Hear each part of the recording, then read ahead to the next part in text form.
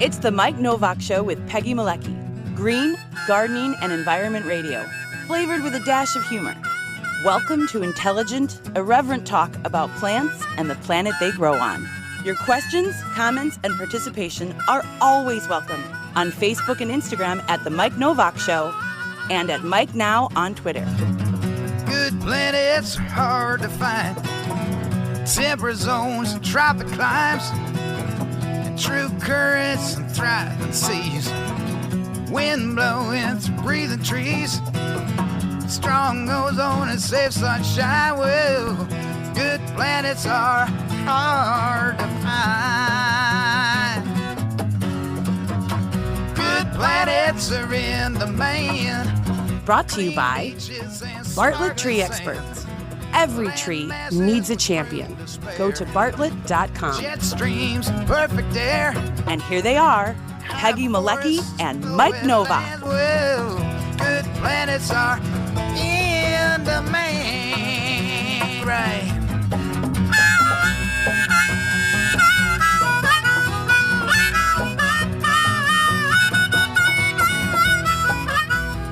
And Happy New Year to Happy New Year.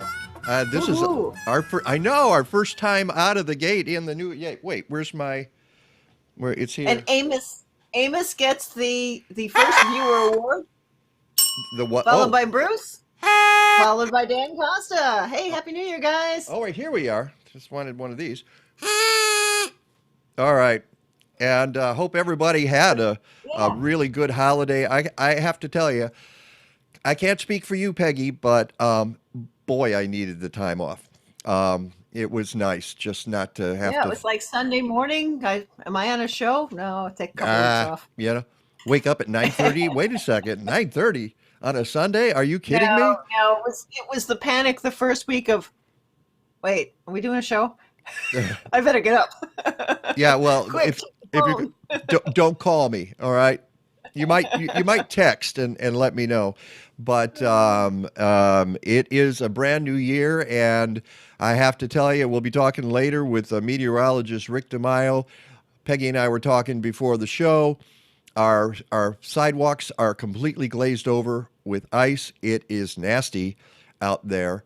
So please, if you're in the Chicago area and you had this happen, please be careful this morning because the temperature's not going up. It's going to go down in the next 2 hours a lot. And so that means I'm going to run out there with some product of some kind, which I hate doing. I've actually, it's weird. I've yelled at my neighbors in the past, people who are being good Samaritans, and they go out and I had twice last year, I think within a couple of days of each other, because we had a period where we were getting snow every day. I had a neighbor come out and shovel my walk, which I appreciate. Thank you. I'll do it. But if they get out there with their machine, because I don't have a machine, and they shovel, and then they start throwing salt down. And a couple of times I ran out the front door like a madman saying, no salt, no salt, no salt. And Mommy, who is that man? I know. And I feel terrible that I have to do that. But it's the same thing with the people who have lights on in the neighborhood. I say, could you bring those lights down, please? Yeah, I know you think you're stopping crime. We won't talk about who those people are. No, but they're nice people. And they just have the lights are too bright. That are out spraying their lawn with nasty chemicals. Well, the guy, we did have a chat with a guy a couple of doors down. We were growing when my neighbor died, and we were growing in your dead neighbor's yard. Growing vegetables in my dead neighbor's yard. The guy next to her did some spraying one year because he was trying to get rid of morning glories. And of course, that glyphosate drifted into her backyard and whacked our tomatoes. And we had a little chat with him and said, you can't do that. It's not going to work very well, especially on a windy day. And so he listened. It was remarkable. Then he took a tarp and put it on and the morning glories were everywhere because the guy who had owned that house before had planted morning glories, which is insane. and they took over the entire yard. And they still are in the neighborhood. You can't get rid of them. There's no way to ever get rid of them. They're pretty for half a day. Yeah, and I do love the blooms, but they will strangle everything in sight. So, all right. So on today's show, since it's a new year and it's 3 degrees outside, or will be, and there's ice on the sidewalks, we have to talk gardening, right? Isn't that the way it works? We will do that in the first part of the show, as I mentioned. We will also have meteorologist Rick DiMaio on, and then in between that, Peggy and I have some environmental stories, and part of what we'll talk about is using salt. We've done that. I was looking at a show about a year ago. We had an expert on to talk about how dangerous it is and what salt is doing to our waterways. There's a Bellbowl Prairie update. We're going to preview some of the shows coming up in the future. Guess what? In a couple of weeks, Doug Tallamy is going to be back on the program. I'm so excited about that, and he actually will be talking with us about Bellbowl Prairie, and he doesn't, and other similar and other issues that have come to his attention. So it's not the only place in the world that is in danger of being paved over, being bulldozed. Like Skokie with the giant Pez dispenser. Oh my gosh, we will talk about the giant Pez dispenser in Skokie. It's a car. What are they called? The Audi dispenser. Yeah. Honda dispenser. It's one of those car things where they dispense cars from how many stories, 8-9 story thing, and it's lit up way too many, and it's basically, if you put it near a forest preserve, it's going to be a magnet for birds to fly right into the windows. And in its infinite wisdom, the village of Skokie wants to put that up. What do they call? Wants to allow it to go. Carvana. That was it. Carvana. It wants to do that, and they had a commission just say like 5-1 vote. Yeah, let's do that. Why not? So they have to have the full council vote, and we'll talk about that too. So, but before we do that, let's talk some gardening here. So let's bring in our guest. And I'm going to make a quick comment to Dolly watching. Dolly, can you bring that up in the next hour about a Dune and Hammond going to be bulldozed? Bring that up in the next hour. Ah, great. And we're actually getting tips on what kind of ice products we should use. But we'll get to that later. I want to introduce our guests. Mary Kate Mackey is on your left lower screen, and Kathleen Norris Brenzel is on your right lower screen. And they are the authors of this book, The Healthy Garden, Simple Steps for a Greener World. Oh, no. See, we're all about product placement here on the Mike Nowak Show with Peggy Malecki. Product placement. Yeah. Product placement. Wherever. It's behind there. Welcome to the show. We appreciate having you both on, and they're left coasters, so they are dealing with very early times right now. It's frightfully. It's 7 o'clock. Wow. Yeah, right. Right. And it's dark out there. Yeah, Isn't it, dark Kathy? here too. Yeah, that was going to be the plan. One of you was going to have the door open to the garden, but it's just so dark. I was. Okay, Kathleen. Kathleen, where do you live? I live in Menlo Park, which is in the San Francisco Bay Area. Mm-hmm. And Mary Kate, you're near I'm Eugene, Oregon. I'm actually outside of Eugene. And I should have played the song Eugene, that one. Remember that from the 70s? Okay. Yep. It was bad enough the first time. I know, it was pretty dumb You song. hung out with Bob Collins too much. Sorry. That's right. That's right. Bob Collins used to play that all the time. So I have a confession to make to both of you. And if you read my blog post, you saw the confession. But that is, I have a history with both of you, not just because Mary Kate was on our program several years ago when we got invaded by garden writers who had come to town. I called it 2018. It was an infestation of garden writers on our program. Yes. And but long before that, back when I was just starting to garden, when Kathleen Thompson, and I were just starting to garden, our go-to book was the Sunset Western Garden book. All right. Now, how we got a hold of a Western Garden book, I don't know. But this was before you guys even did the National Garden book. We had the Western Garden book. I think I got it when you lived out, when you had your home out right. in Washington. That's it. I think that's what happened. I think we got it when we had a vacation home on the Olympic Peninsula of Washington State. And I knew a lot about the plants out there, and I didn't know anything about the plants in the Midwest. And that prompted me to become a master gardener here in Chicago, in Illinois. But the Western Garden book, and I looked for it yesterday. Kathleen said, "Oh, is it still around?" I said, "I can't find it." I have 2 copies of the National Garden book that Sunset did, but everything we did came through that book. I learned all about gardening via the Sunset Western Garden book, and I can't tell you how wonderful that book is. And then to find the woman, Kathleen was editor of that book for a long time. Mary Kate was a contributor. And to have you guys on the show, you are the origins of my gardening life right here in person. So I just want to thank you. I'm sure you have people tell you this all the time, but that book, if I couldn't find a plant in that book, it wasn't worth growing, is the way I felt about it, which is not exactly true.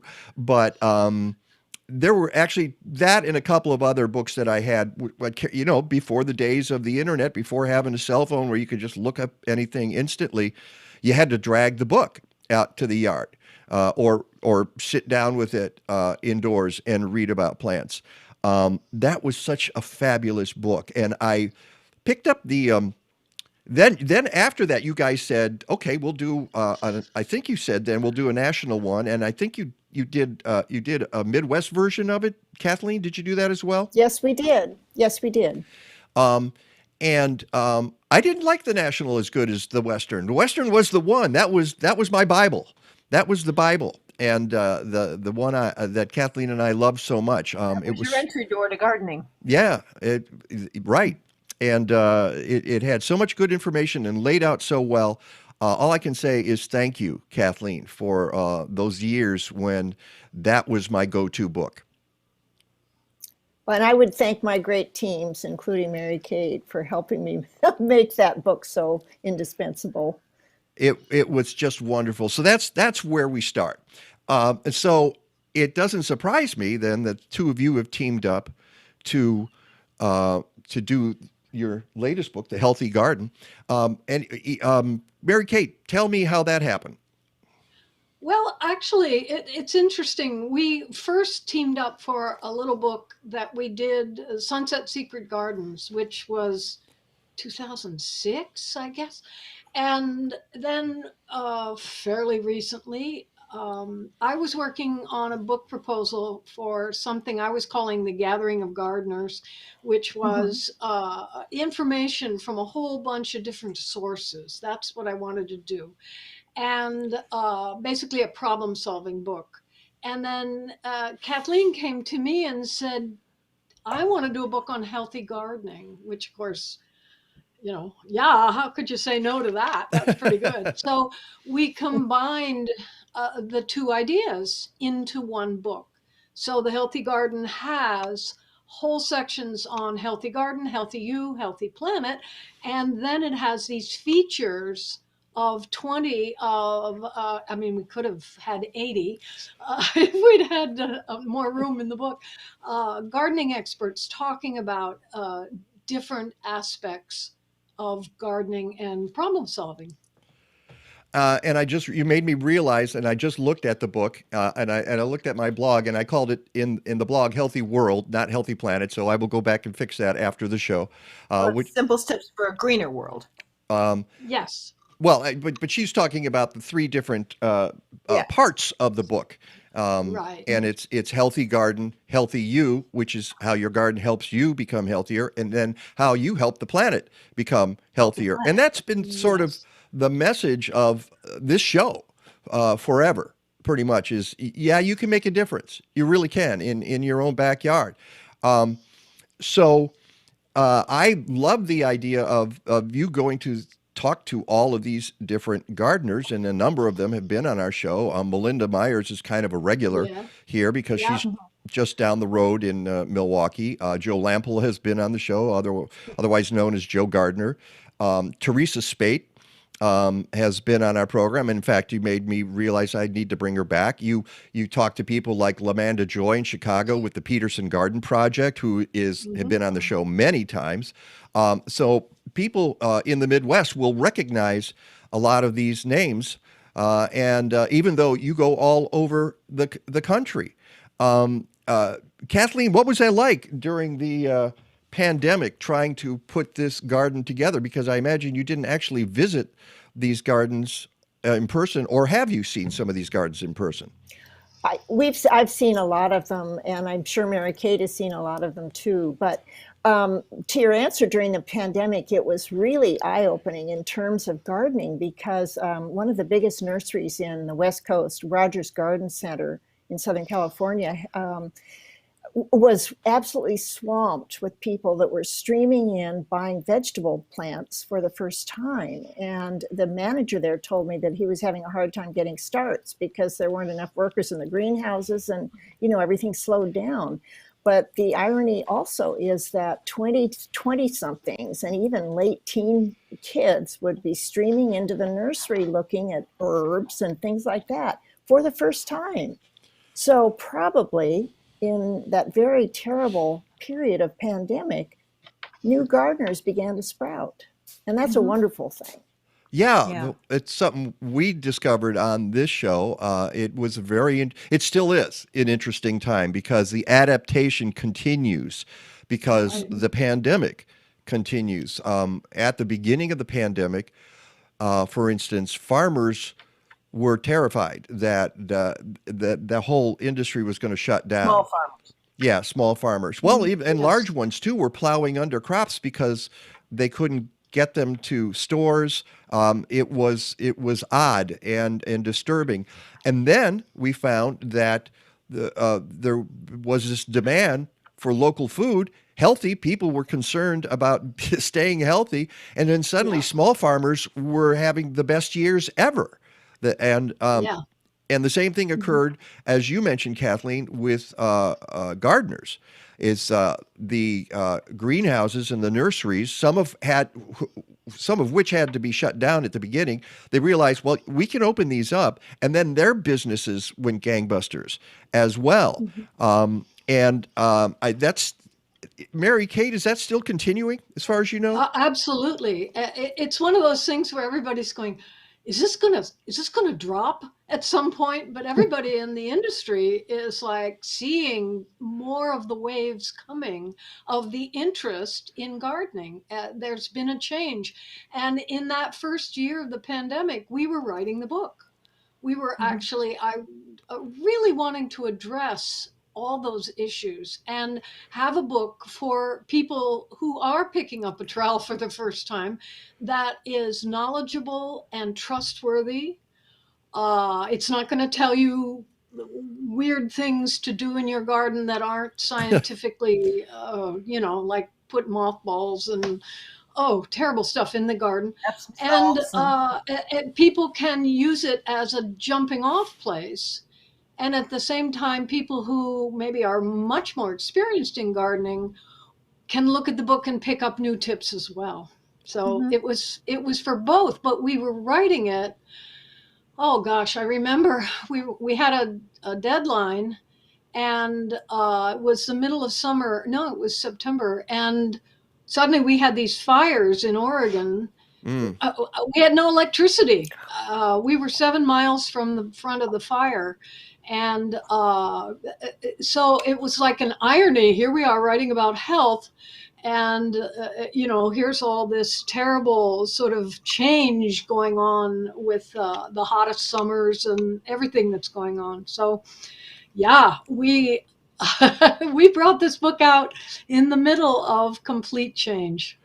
Well, while you're on that subject, I just have to ask Mary Kate, since you live in Oregon, What is that like? I mean, I am familiar with the Pacific Northwest, having had a house there. I actually directed a play in Portland back in the early 90s. Huh. And so I know what the weather's like. And it generally, until the last couple of decades, has been this really benign, kind of sweet area. You get a lot of rain, but you get used to that. What has it been like, this change, especially over the last few years? That has to be kind of disturbing to people like you who live out there.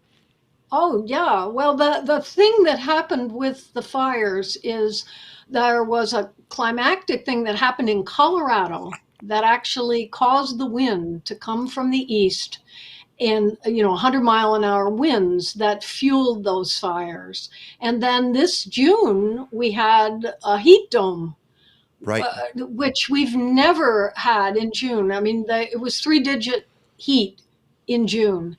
And when we bought our Christmas tree this year, I noticed that it was a noble fir, and I noticed there was a lot of browning on the leaves. They didn't drop off, but they were brown. And I guess somebody didn't want that tree. And we loved it. We said, this is a great tree. This tree has gone through. It was an 8-year-old tree when we looked at the rings. And that last year rings were so tight. And so it was reflecting the history of what it had gone through. And this is just a vital change. And you really, the whole thing about healthy gardens is trying to find resilience for your plants in the garden, and creating plant communities that can work together. And All that right. are going to be able to adapt to the various changing situations Yes. every year. The microclimate Yes. changes. Yes. Yeah.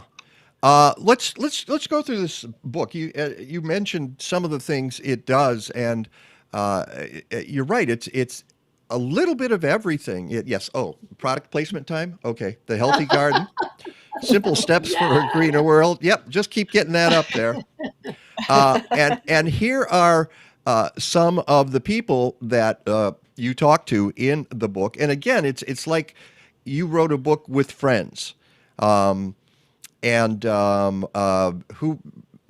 Kathleen, maybe you can identify some of the people in this montage. Well, Deborah Lee Baldwin, lower right. Of course, the succulent guru, I call her. I've known her a long time, and she used to write for me, and we worked together on many occasions. Very knowledgeable in succulents. Let's see, who else? A lot of these are. got, of Joe course, Lample, Melinda. of course. We all know Joe, right in the middle with a big smile. And Mary Kate, you want to take it from there? Well, the upper left is Juliet Sargent, and she is a designer in England. And I saw her work at the Chelsea Flower Show. She had a garden there called the Modern Slavery Garden. And in the center of it was the oak tree, not the same oak tree, but the same progeny of the oak tree that William Wilberforce sat under to convince 2 other Williams to get rid of slavery in the British Empire. It was an amazing garden. Wow. And so she leads off the book. Next to her is Tony Gattoni, who is really into adaptive gardening forever. You can garden all your life. And she's really for it. Next to her is Teresa Spate. And you've had her on the show, Mike and Peggy. And then Pat Muntz, who talks about short season gardening. And then Bob Lilly is here on that second row. He does containers. Bree Arthur, who's Bob Lilly is the container guy on the houseboat? Yes, houseboat. Everything on the houseboat. Outside of Seattle. Yeah. Yeah. While we're talking about that, I have to just show that photo too, because this is really amazing. This is a houseboat, and on Lake Washington. Lake Union. It's on Lake Union. I'm sorry, Lake Union. Yeah, Lake Union in Washington State, outside Seattle. And none of those plants are in the ground, folks. It's just unbelievable that you can do that. I wonder if he deals with weight problems the way you do on a not a ceiling, a roof of a building, because you have to be careful about the kind of weight that you add with your plants in containers. Yeah, well, the docks are pretty solid. I mean, these are meant for a lot of outdoor weathering solid stuff. The houseboats themselves come in all. Some of them are very seaworthy, and some of them are not so much. And I like your phrase in the book. Plants appear to grow on water. The lush foliage of a rollicking collection of containers spills down to Lake Union's water, completely shrouding the decking. Yes, that's the way Bob likes it. He actually gardens on 7 different houseboats. oh my goodness. People just let him go, say, oh, sure, go ahead, put some And that's all plants containers. outside. The trees, everything are all containers. Yeah. Yeah. Well, it sounds like job security to me. If that if that's your career. Here are some of the other folks that you have. So you get advice. Go ahead, Kathy. You can name those. Yes, the upper left is Valerie Rice, who gardens in Santa Barbara in Southern California. She has a blog called Eat, Grow, Eat, Cook. She's a wonderful chef as well, and she grows edibles all over her in raised beds that she designed herself. And she's written a wonderful book called Lush Life, which is just out, and she's marvelous. And then Janet Sluice is just to her right, holding a can of greens, and she works for Plant Development Corporation, and they do a lot of plant introductions, and she's holding one of her introductions, a wonderful grass there. And then on the right is Leslie Bennett, who has written her own book. She is a wonderful gardener who has a great history. She was working in London for a law firm. She went to law school and she said, "This is nuts. I want to be a gardener." She headed back to California via the Caribbean, and now she's a garden designer and specializing in food gardening. Lower left is Brent Green, who is a wonderful landscape designer, landscape architect in Southern California. And this man has done some wonderful things for Los Angeles, because in his neighborhood, when he first moved in, there were no trees, and it gets very hot in East LA. And when he was a child, his father is a judge in Southern California. When he was a child, he decided that he was going to use his money that he got for his, weekly allowance and buy trees and plant them in the curb strips along the streets in his neighborhood. And the neighbors got so interested, they started planting trees as well. And so he is Mr. Greening of LA. And he said it's wonderful because these trees, they help clear the smog out of the air and everything. And so he's done a lot for the city of Los Angeles. Well, I love the idea. He was talking about on his 35th birthday, he planted 35 trees. Yep. And he's now, that's sort of a regular thing with him. I guess, by the time he's 75, that's going to be a lot of work. He loves it though, and he's still as at it as he was when he was young. Yeah. And then Ron Vanderhoff is the general manager of Rogers Garden Center in Newport Beach. Yeah, he's in the center with the hat on. Right.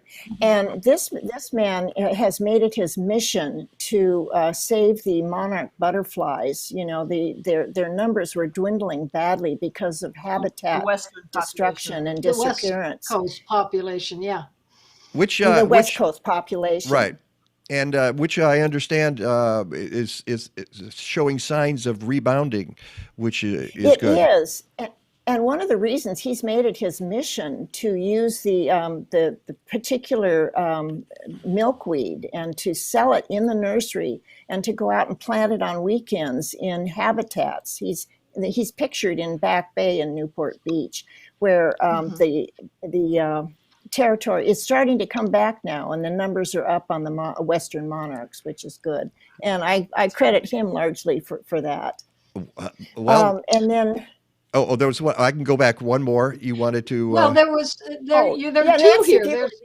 There's Nancy Bewley. Because Nancy Bewley works for the tree. Mary Kate, help me out. The tree. Frank Schmidt in Oregon, and she has been. She's an arborist and a tree. She has a blog called Treeforia.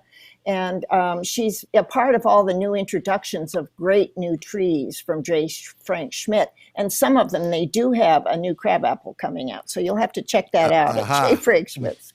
And there is a last woman there, Darcy Daniels. She was up in the corner. Yeah. And I just wanted to mention her because she has, in the book, she has this wonderful way to think about your garden. I was thinking about you, Mike, saying you want to take out a tree that's in your garden and how hard that is. And so what she does is she groups plants into forever plants. Those are the ones you will have. And for now. And you'll have the for now plants until the forever plants get big enough. And I just think that's a great idea because it gives you permission to say, okay, that was a for now plant. I can take that out. And it sounds like the tree in the center of your garden that we were talking about earlier is a for now plant. It's not a forever plant. It's turning out to be that way. I mean, I love it. That's part of the problem too, is that you think of all the good things that a plant like that has to offer, and then you have to do the pro and con list, and taking out a tree is tough too, because you really, if I'm going to do it, it's going to be now during the winter, during the dormant period, and when the ground is frozen, so that the rest of the garden doesn't get creamed by all the construction. So I have to think about that. Hey, listen, we need to take a short break. So that's a good start. We've seen all the people or a lot of the people you talked to, and that was the idea. And product placement. Thank you very much, Peggy. For those of you listening on the podcast, you have no idea what I'm talking about. But we are talking about the healthy garden, simple steps for a greener world. Our guests are Kathleen and Brenzel and Mary Kate Mackey. It's the Mike Nowak Show with Peggy Malecki, and we'll have more in just a second.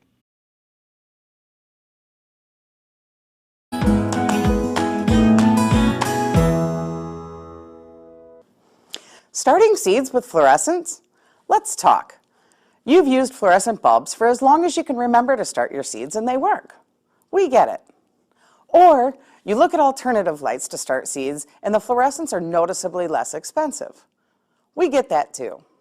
But I'm here to tell you, you and your plants deserve better. It's time to take seed starting to another level. Here is why a good quality LED grow light does so much better than those fluorescent bulbs. Your seedlings will get a better start in life with stronger stems and no legginess. Not only will they have stronger stems, they will be stronger overall in order to fight off disease. You can get them in the ground faster because the cycle time for growth can be shortened. You will save money overall because you can grow better quality plants in a shorter amount of time with much less energy than you use with fluorescents.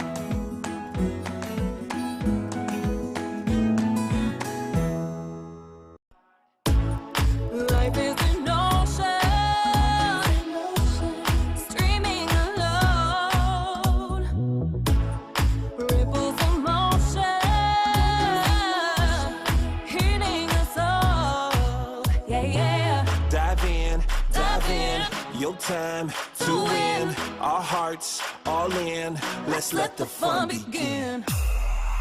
Take a dive, take a dive, take a dive. I see you climbing high. I see you climbing high. I see you diving. Take a dive, take a dive, take a dive. I see you climbing high. I see you climbing high. I see you diving high.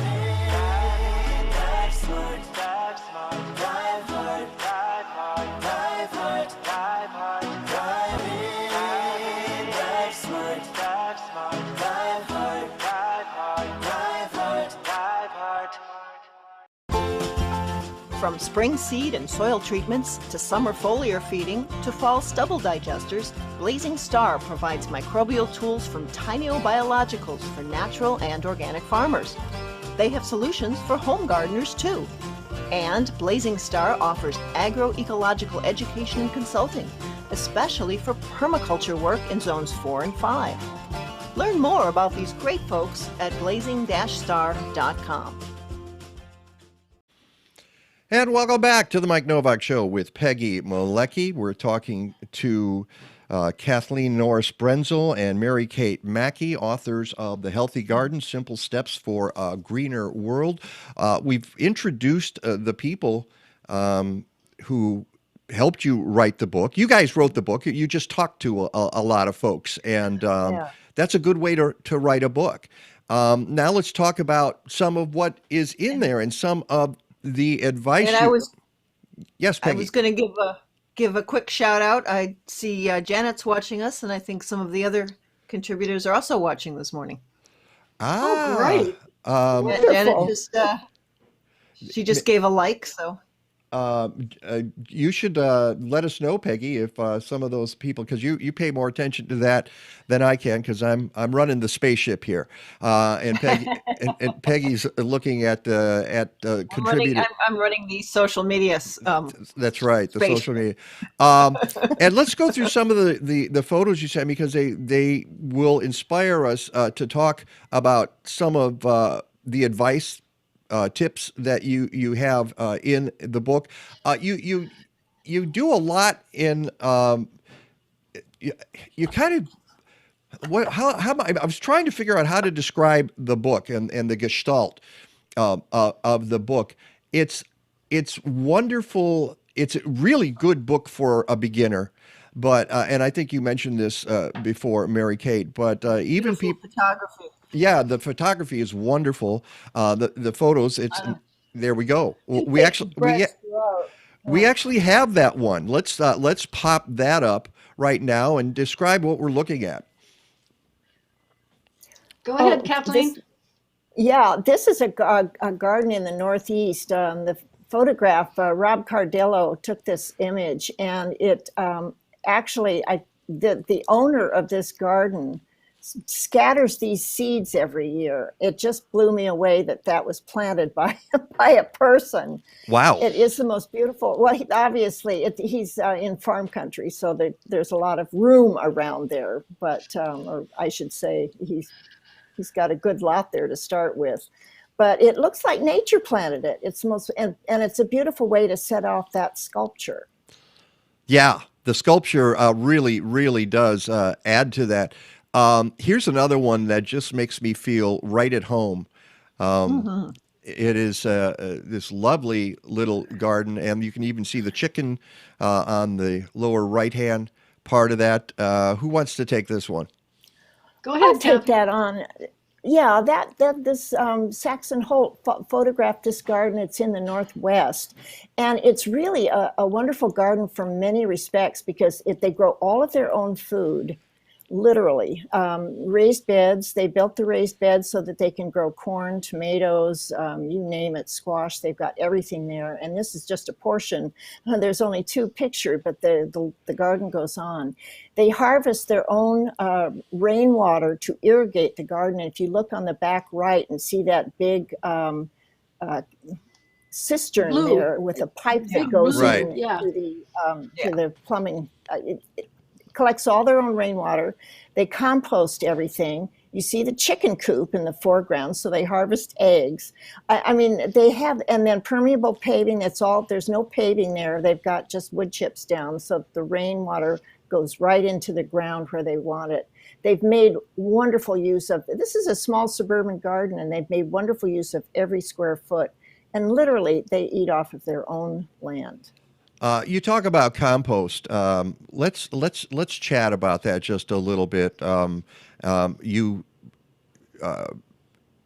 tell us how important compost is, and a lot of people know that, but we cannot emphasize that enough, it seems to me.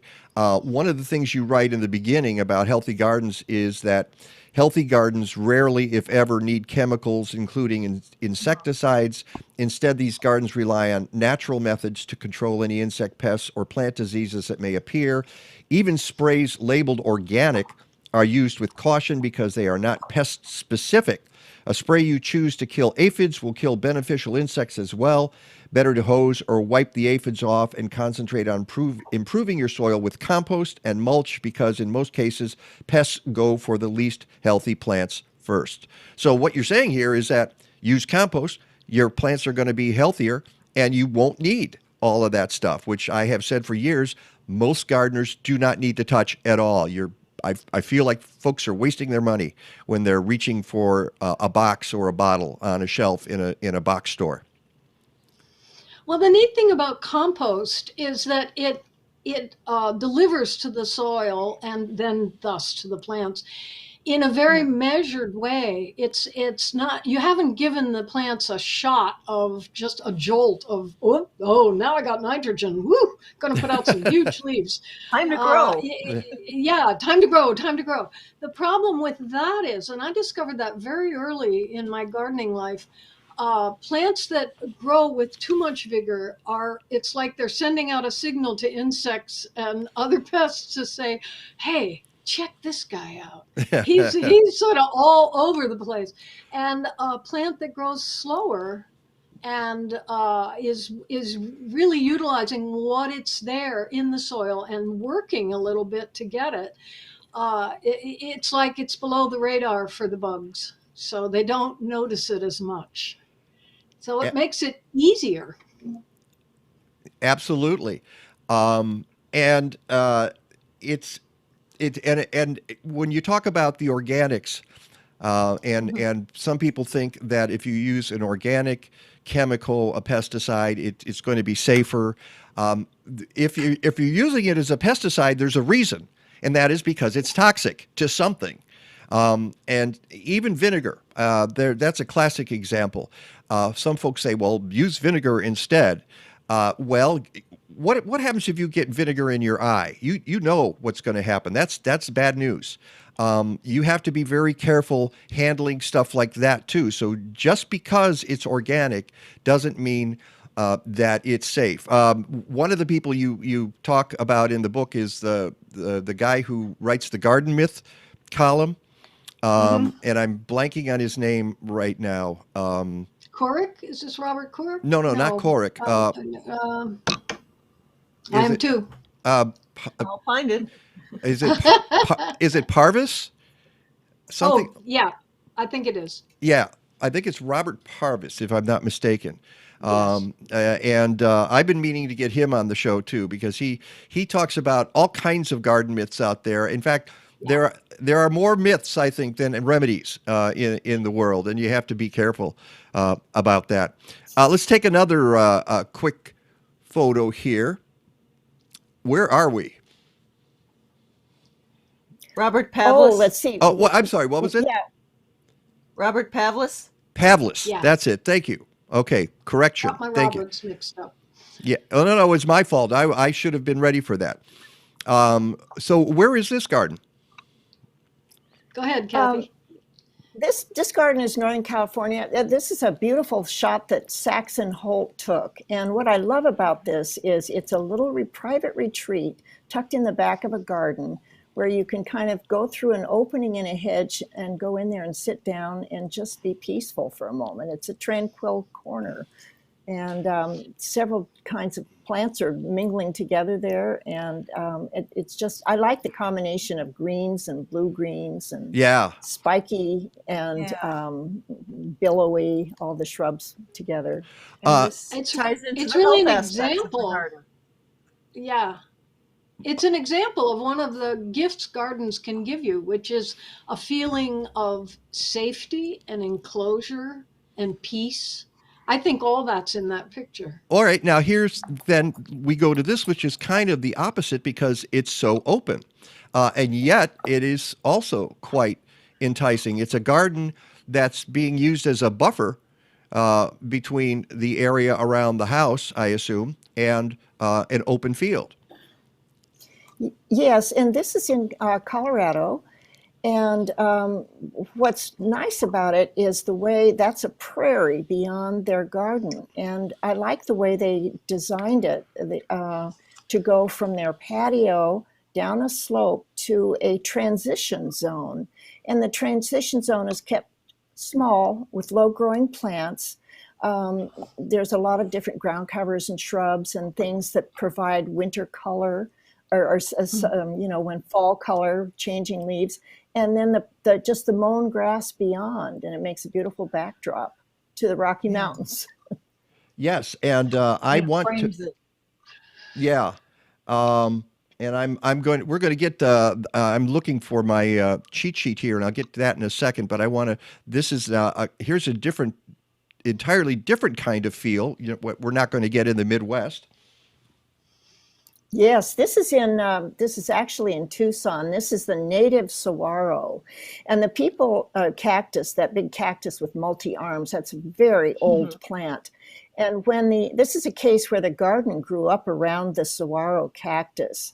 And that's always a challenge for homeowners who buy a property. And how do you build a garden around iconic plants that have been there for centuries, probably? And what they did was choose golden barrel cactus and other low-growing cactus, and planted them as they, kind of free-form as they would be planted in nature, to complement and anchor that beautiful saguaro to the garden. And then it echoes the natural saguaros. If you look behind and over the back fence, that's where the wild land is, and there are native saguaros there. This is a beautiful example of take your design cues from what's already on your land and what surrounds it. Absolutely.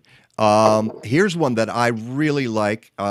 This reminds me of the area around my former home in the Pacific Northwest. Is this in the Pacific Northwest too? Yes, this is the Pacific Northwest. And what I like about this is, again, it feels like a Northwest rainforest.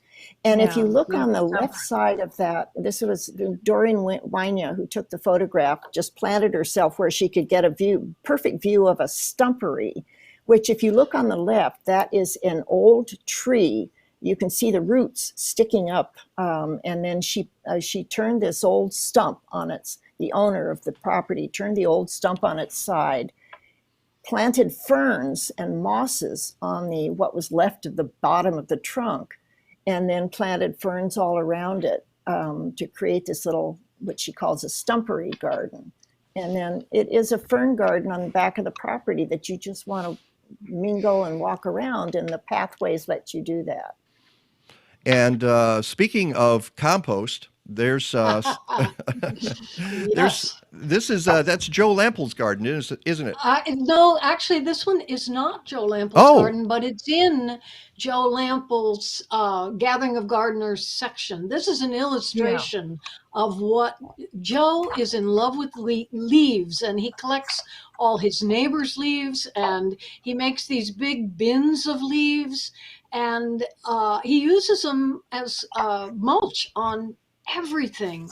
And it's so great because I just heard him the other day saying now he's not even going to chop the leaves up. He's going to leave the leaves whole, because even in the bins, they're sheltering all kinds of insect life down in there. And he doesn't want to chop that up anymore. So it's really interesting how the consciousness is evolving. This is a photograph by Robin Batchelor Cushman. And so it's here in Oregon, I think just below Eugene, a little farm there. But this is basically to illustrate Joe's love of leaves. Yeah. And as you say in the book, what happens in your garden stays in your garden. And this is a prime example. Absolutely. Yes, and what happens in other people's gardens stays in Joe's garden. He just goes around. Been there, done that. Yep. And you mentioned some of the photographers, and I want to give credit to some of those people. Robert, is it Cardillo or Cardillo? Do you pronounce that?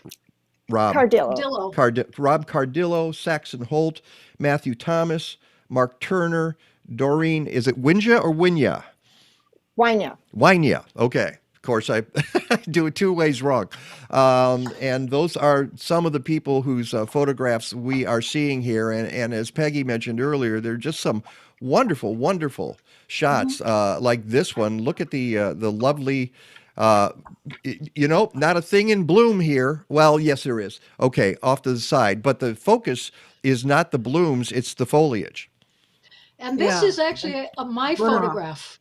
So I'm thrilled to at least have a couple of photos in the book because I'm a writer. But this is Ernie and Marietta O'Byrne's garden outside Eugene.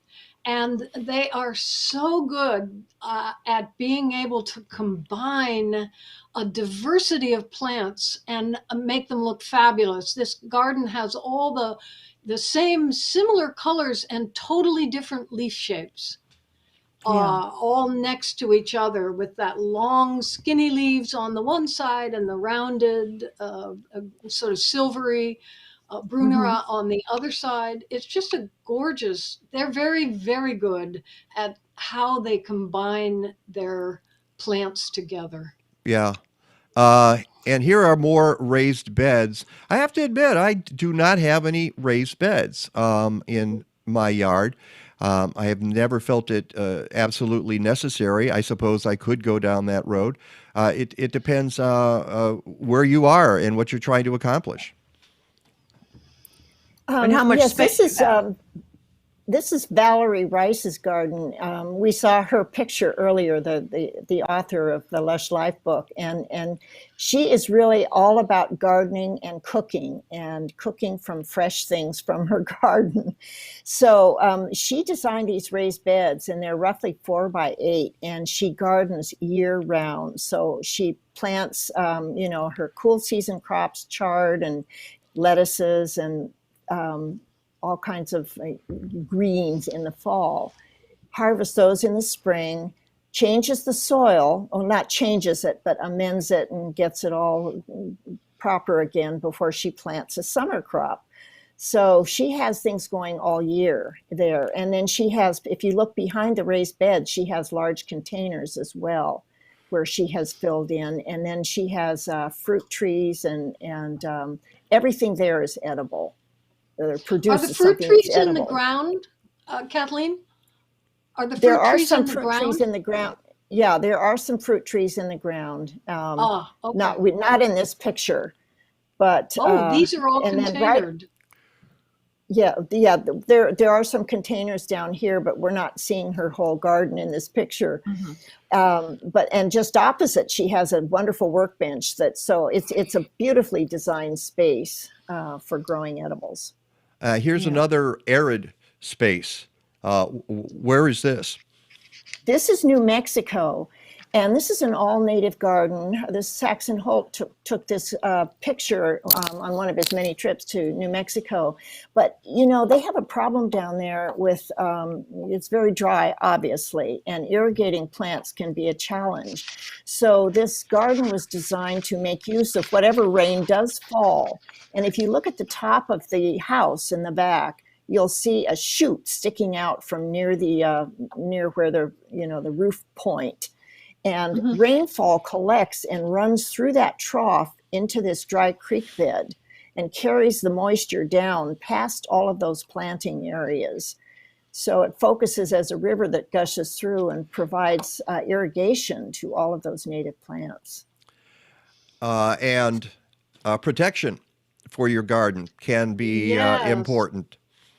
Well, it's part of the resilience that you can build into a garden. This is a very short season garden that's a picture Mark Turner took, and it's in the high desert part of, I can't remember if it's Washington or Oregon, but the eastern side which is much drier, but also more 4 seasons, heavier duty winters.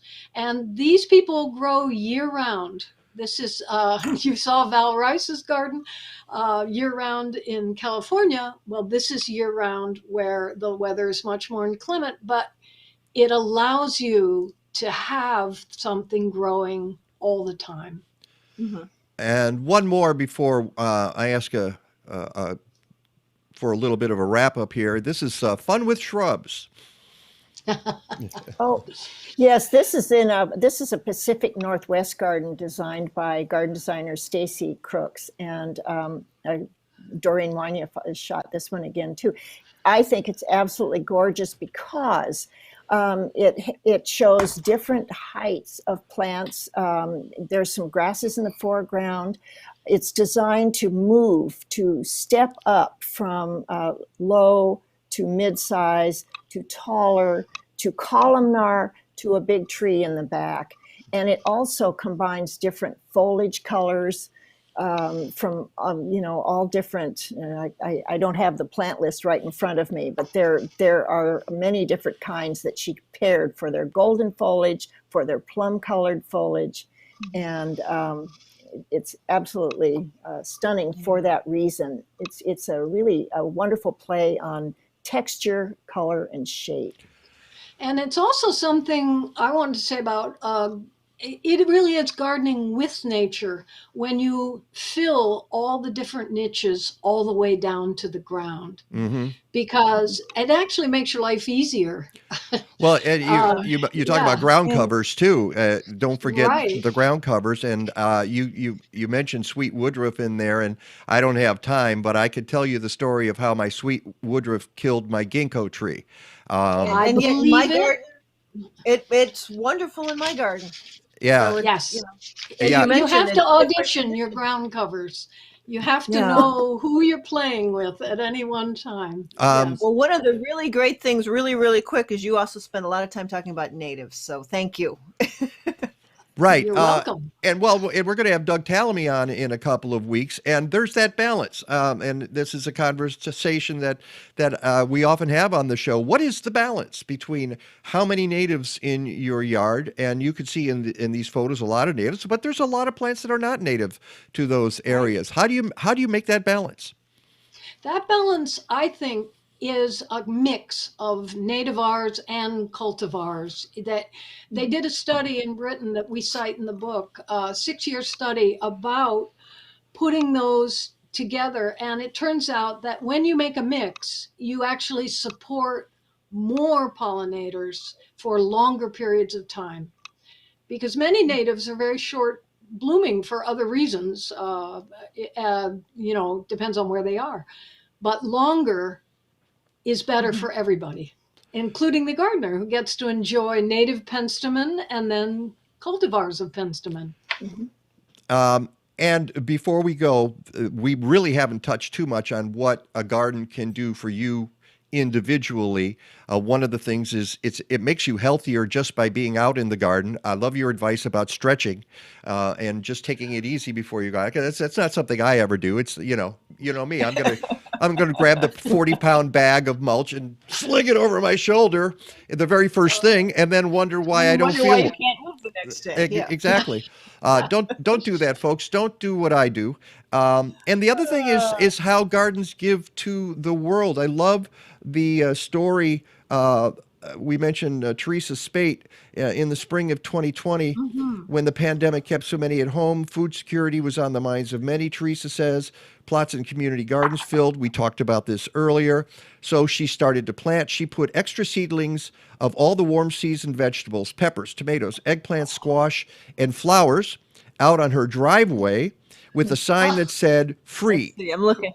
Yep, there it is. Free plants. And they all disappeared before noon. And this is how your garden contributes to the world, not just contributing to our insect populations. We mentioned monarchs earlier that need help, but to our human populations. Teaching people how to grow their own food is very important, isn't it, Kathleen? It is, but not only, beyond that, gardeners increasingly are using their skills to make the world a better place. And in our resource section, I was shocked when we started researching that, finding all of these groups around the country that are working to save the country's prairies, its wetlands, its coasts, like Louisiana that's losing land regularly, and they have to keep planting trees to hold the land in place. Volunteers are stepping up everywhere, and there are so many opportunities for gardeners. Once you have your garden the way you like it, to go join other gardeners and make this country and the world a better place through gardening.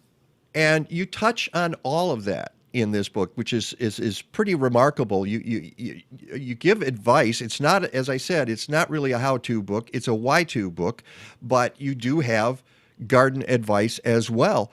And now I'm going to do things completely backward because at the beginning of the show, I should have given your credits, but here they are, just so you know who these people are.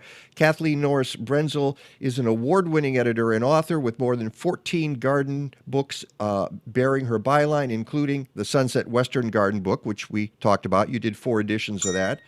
The Sunset Western Landscaping book, 2 editions, Easy Care Plantings, and the Western Garden book of edibles, among others. And you were also garden editor at Sunset Magazine, and I owe a lot of my gardening knowledge to you.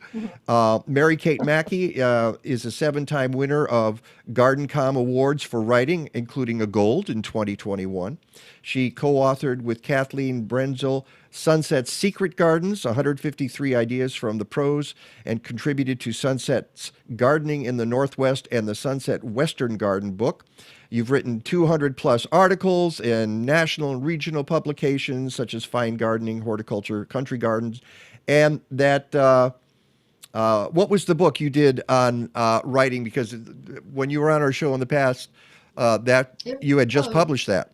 Yes, in 2017, Write Better Right Now. Yeah. It's for people who want the down and dirty hacks to be a better writer immediately. Don't wait.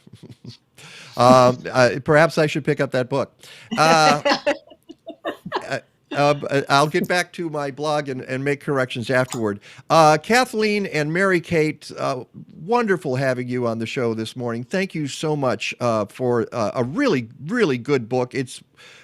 There's the product placement again. Thank you, Peggy. And much luck on your. Do you have? What are you going to do for a tour, a book tour? I guess it's going to be all online like this, pretty much, isn't it? Yes, it will be a virtual tour. Although I am appearing at the Northwest Flower and Garden Show in February. I'm on the opening day. I'm doing a presentation. Oh, okay. About how nature bats last. So you ought to be on nature's team. Absolutely. And we've actually had the guy who's on our show who writes that blog. You familiar with Yes. Guy McPherson? Mary Kate and Kathleen, thank you so much. You have a wonderful Sunday, and I hope we talk very soon.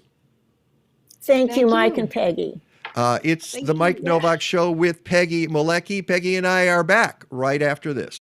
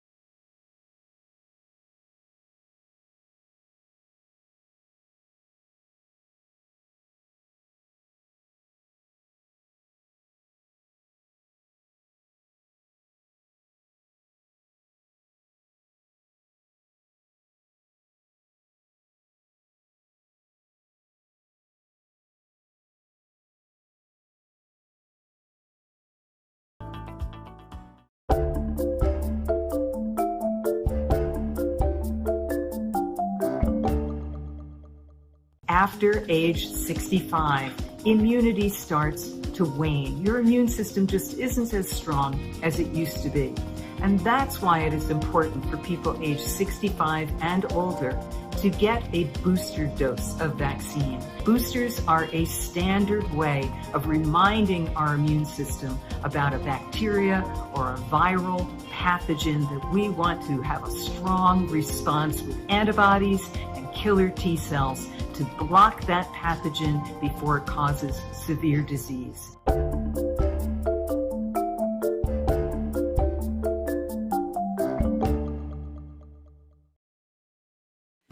Welcome to the Mike Nowak Show with Peggy Malecki. Green, gardening, and environment radio with just a soupçon of humor. Or is that a dash? Brought to you by Bartlett Tree Experts. Every tree needs a champion. Go to bartlett.com. Here they are again, Peggy Malecki and Mike Nowak. All I need is good food to eat and make me healthy, wealthy, wide awake. Lettuce, tomatoes, root, bacon. What about those sweet potatoes? All I need is good food to eat. All I need is good food to eat. All I need is good tools to make me music, porches, lawn serene. Give me all that I can take. Da da da da da bop bop. Hey, welcome back to the show. Oh, I forgot to show them. I was going to show them a photo. Well, I'll show you, and I'll show our viewers here a photo that I took yesterday of a plant in my house. And here it is. All right. Ooh. Did you glue those on just for the photo? Did you ever see an agave bloom like that before? No. Well, maybe at the Botanic Garden at some point in the greenhouse, but no, not that. You know what it's blooming? Yeah. Oh, yeah. That's what it's blooming. Say, did you glue those on? That's what I asked before. But the Botanic Garden. No, I don't have to glue them on. I just pop. See, look at this. Yeah. All right. Here's what I realized. I brought this. I got this agave from Guy Sternberg down at Star Hill Forest in Menard County. It's doing nicely. And oh my gosh, it's huge. All, but it's beautiful. It's huge. And I repotted it this year outside. And then I brought it back in and I put it there, and it just looks so lovely. And it needs room to spread a little bit, so I can't put it right up against the window. I suppose I could rearrange something. But what I realized was, if you see, there's plants behind it. And a couple of times I was reaching in to water those plants. Oh. And you got the point quickly. I was close to poking my eye out. Okay. The tips of that agave are they're razor sharp.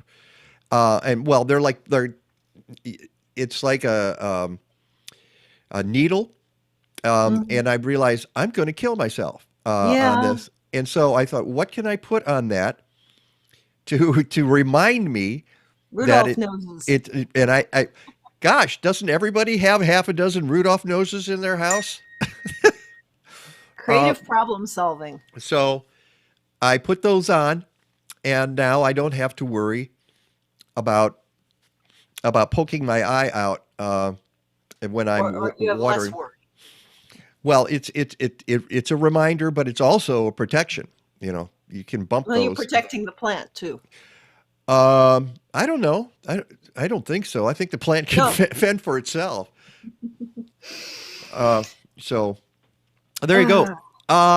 One of the things. Yes. And I was going to. I know we got a list to talk about, but go ahead. I did look up what Dolly Swibes Foster was referring to.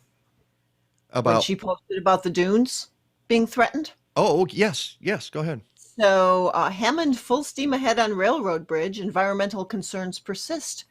Governor's Parkway will cut through Briar East Woods, destroying 4,000-year-old Holliston Ridge sand dunes near 169th and Parrish Avenue. They are trying to put they're trying to put a bridge over the train tracks. And unfortunately, it would cut diagonally into an estimated 8 to 18 acres of the 32-acre Briar East Woods, requiring the trees be clear-cut and bulldozed.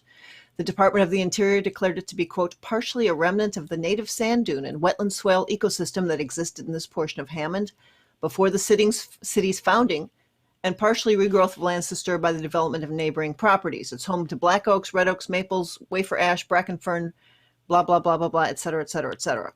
So it's the book Shifting Sand identified the sand ridge running through Hammond's Hessville neighborhood as part of the 4,000-year-old high Tolliston dunes that ran between Calumet City and Portage, creating a rare beach, ridge, and swale ecosystem from when Lake Michigan extended further inland.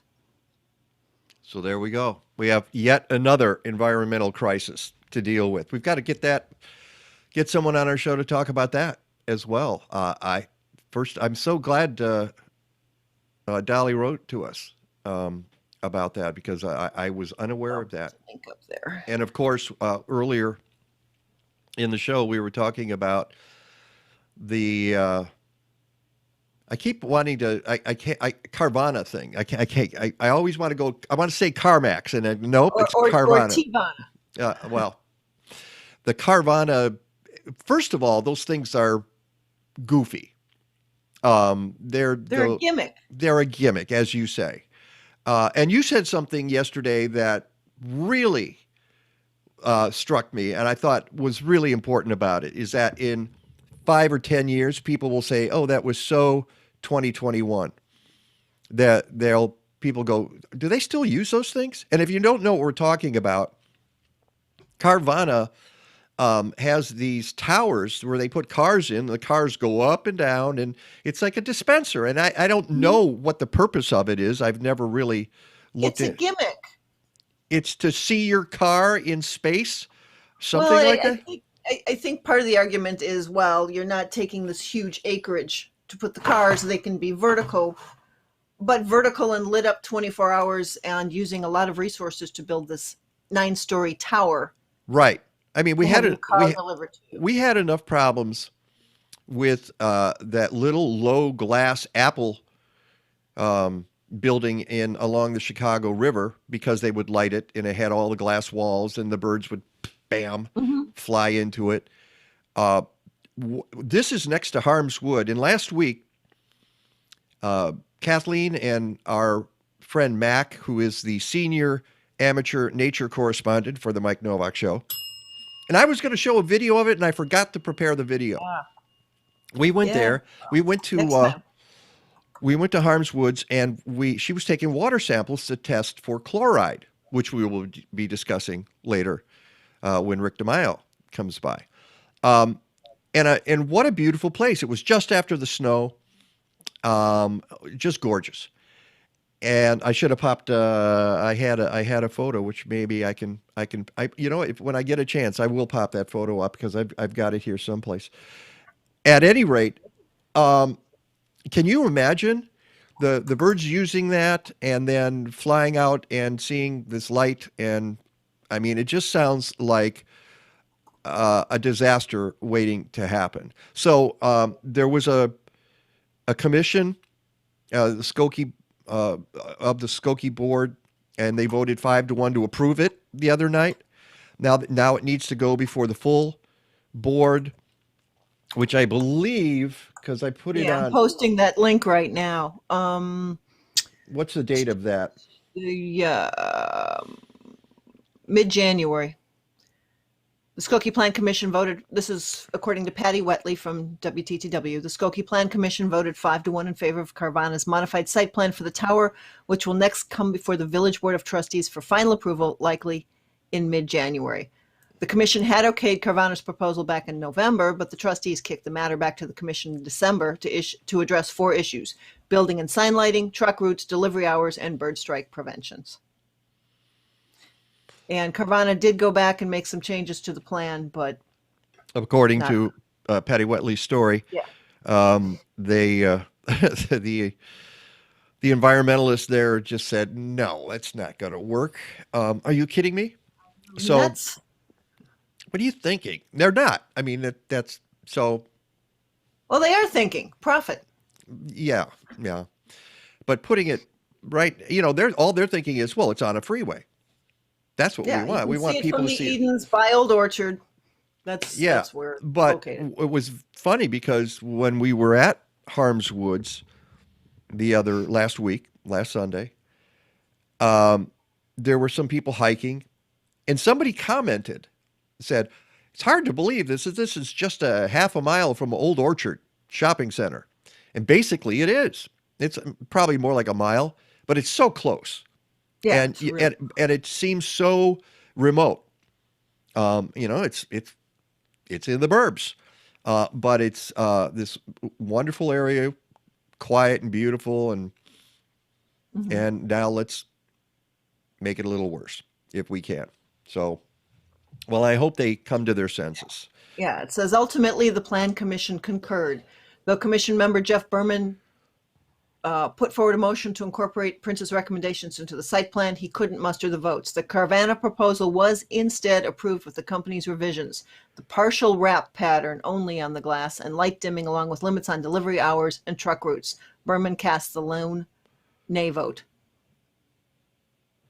The partial wrap. Yeah. Don't worry. Yeah. We'll only kill a few birds. How's that? How about if we just kill some? We'll see if we can just kill pigeons. All right, and Yeah.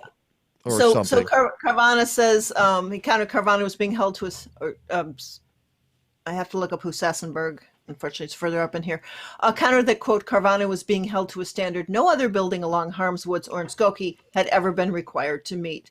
There's no Skokie code for bird mitigation. We would be the only building with mitigation. We don't think we can get to a perfect solution, but it does far exceed requirements. Well, then make a plan for mitigation. No. That's too simple. That's crazy talk. What are you saying? So anyway, which takes us to the Bell Bowl Prairie situation. And in 2 weeks, when author Doug Tallamy from Bringing Nature Home, and I'm picking up his book about oaks this afternoon at the. I have that one. I'm getting it at the library. I'm using my library card and going to the library. And we will talk to him about that, and of course the situation at Bell Bowl Prairie. I wrote to him a couple of weeks ago. I saw a post on the Save Bell Bowl Prairie Facebook page, and E.O. Wilson had just died, and Tallamy wrote a tribute to E.O. Wilson, and someone had posted it, and so I reposted it on our Facebook page, on the show Facebook page. And somebody said, somebody ought to write to Doug Tallamy and see if he can help this situation. So you did. I did. I just sat down and did it right then. And you said, I just happen to have his email address right here. Exactly. And he just happened to write back within a couple of hours. I was pretty amazed. And what he had to say was frustrating. And we'll talk about this when he's on the show in a couple of weeks. But he said, folks think I have a lot more influence than I really do in situations like this. He said that he gets a request at least once a week regarding an area like that's threatened, and people asking him to intercede, write an op-ed. He says he writes op-eds, but the papers almost never publish them.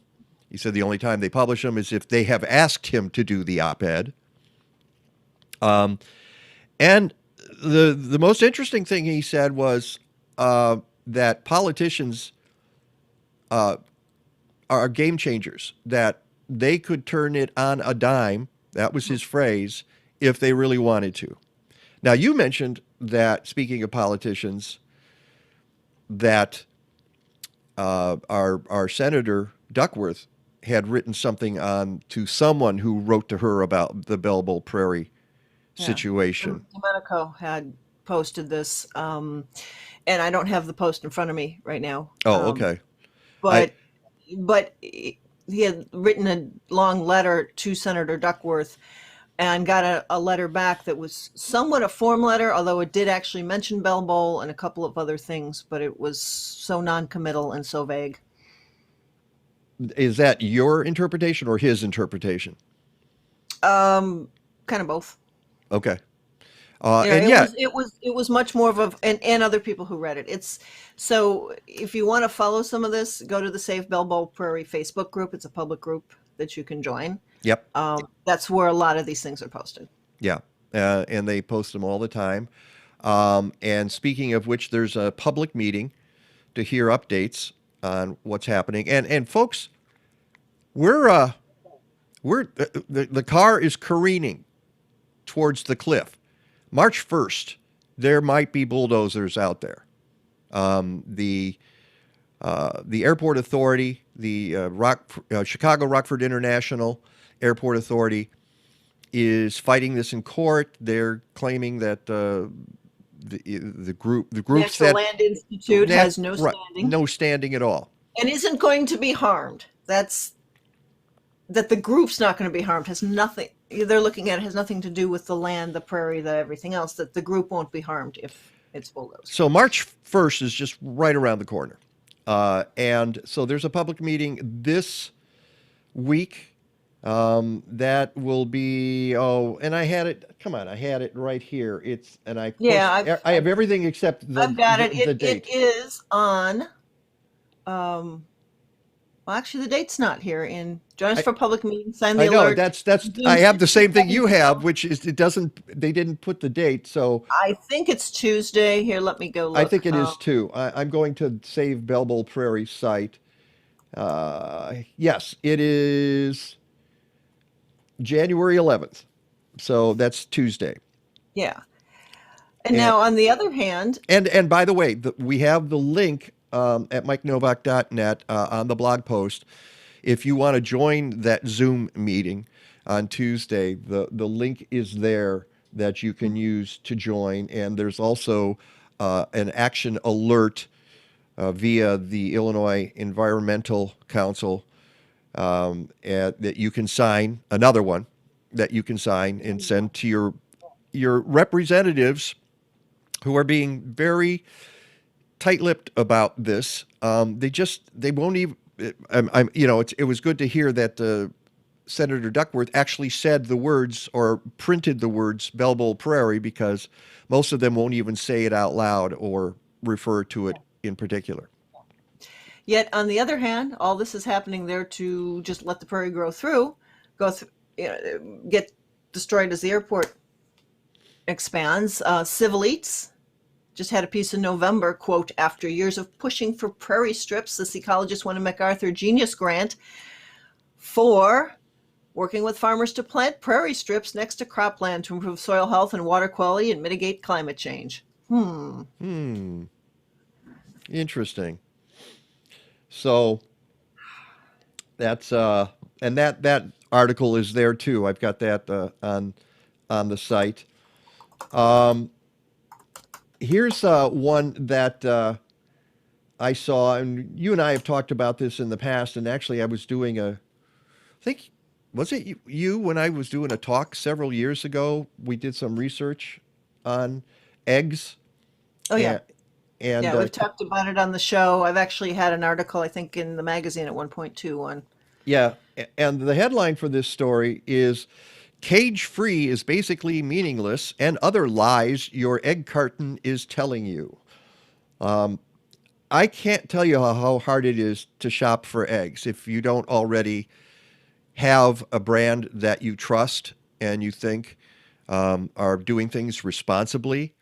Another way is to know your farmer and get farmer, like Cedar Valley, they raise eggs, and that's one place you can get them. But if you're shopping retail and trying to figure it out, first of all, why is it that some of the organic products are encased in plastic? I do not get that. That doesn't make any sense. Meaning that they use plastic egg cartons rather than the paper or cardboard egg cartons. I will not buy eggs if they're in plastic. Period. Done. End of story. So that's one thing. But in this article, which was in Lifehacker, if you have the words fresh or farm fresh or natural or hormone free or no added hormones, that means absolutely bupkis.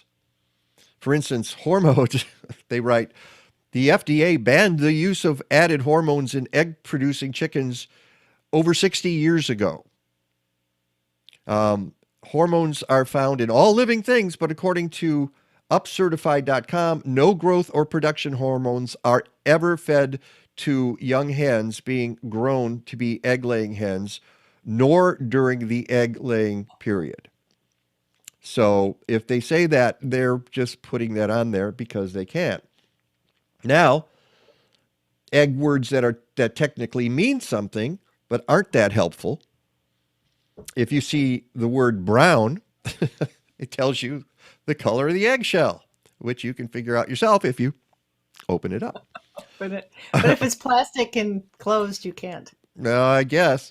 Omega-3, the chicken that laid the egg ate something that contained omega-3 fatty acids, but that does not guarantee a significant amount of that acid made its way into the egg. Okay. Cage-free.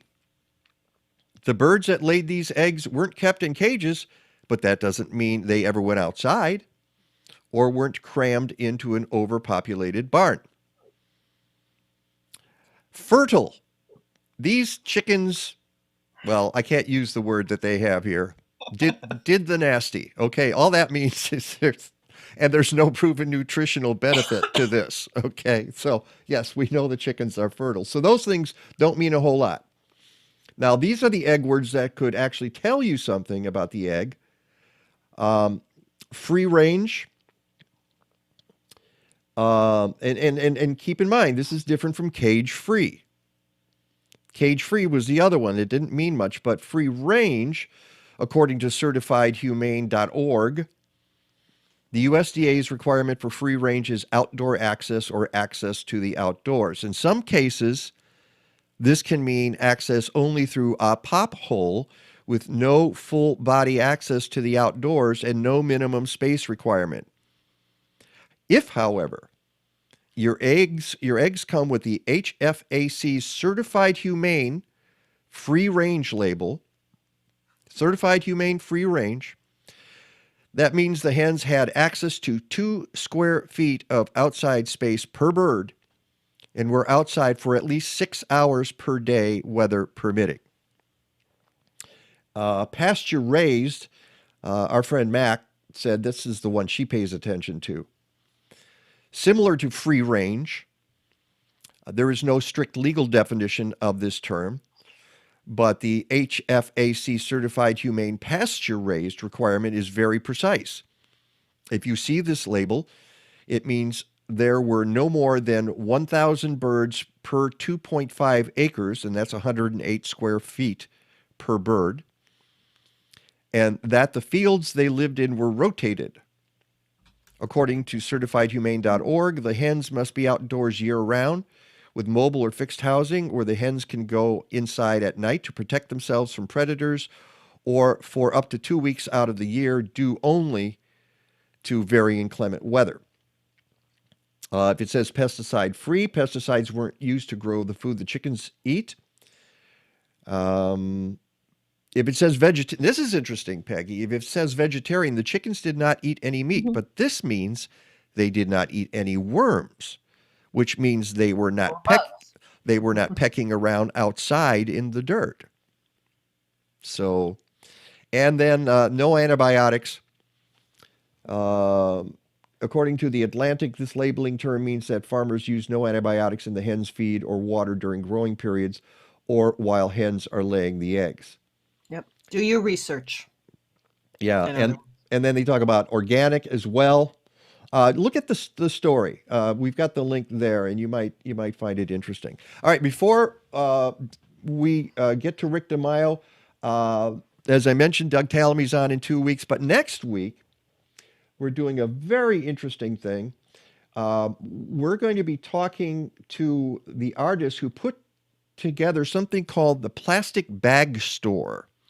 And it's an installation that's going to be in Chicago between January 20th and the 30th. and it's part of the Chicago International Puppet Theater Festival. And you can't believe this. We'll be talking next week, and I'll show a short video about this. She took plastic products and she created a store out of them, but everything in the store is made of plastic and constructed in a way very cleverly done. And it's a comment or commentary on how we're awash in plastics. And we'll also talk about the Puppet Festival, which is, I guess, we're trying to make Chicago the puppet capital of the world, which is interesting. There's going to be more than 100 performances at dozens of venues across Chicago, all kinds, and as was pointed out to me, not necessarily for kids.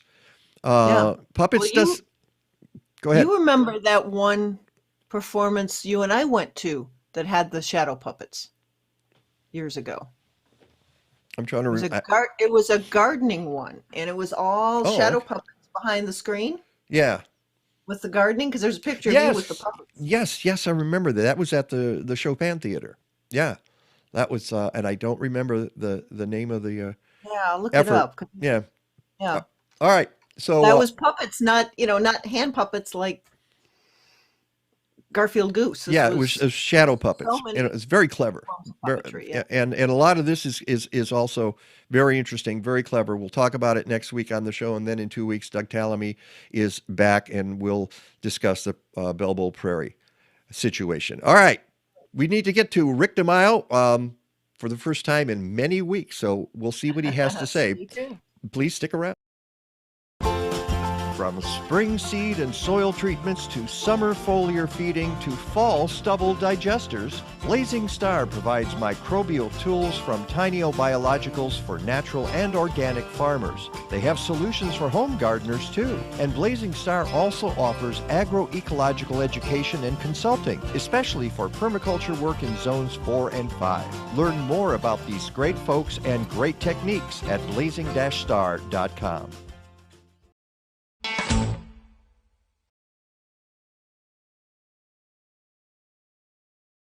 These were good. Hold it right there, needless trash thrower wares. What do you think you're doing? Who are you? I'm Lobster Boy, and I couldn't help but notice you threw away something that could be recycled. Recycled? How? Follow me!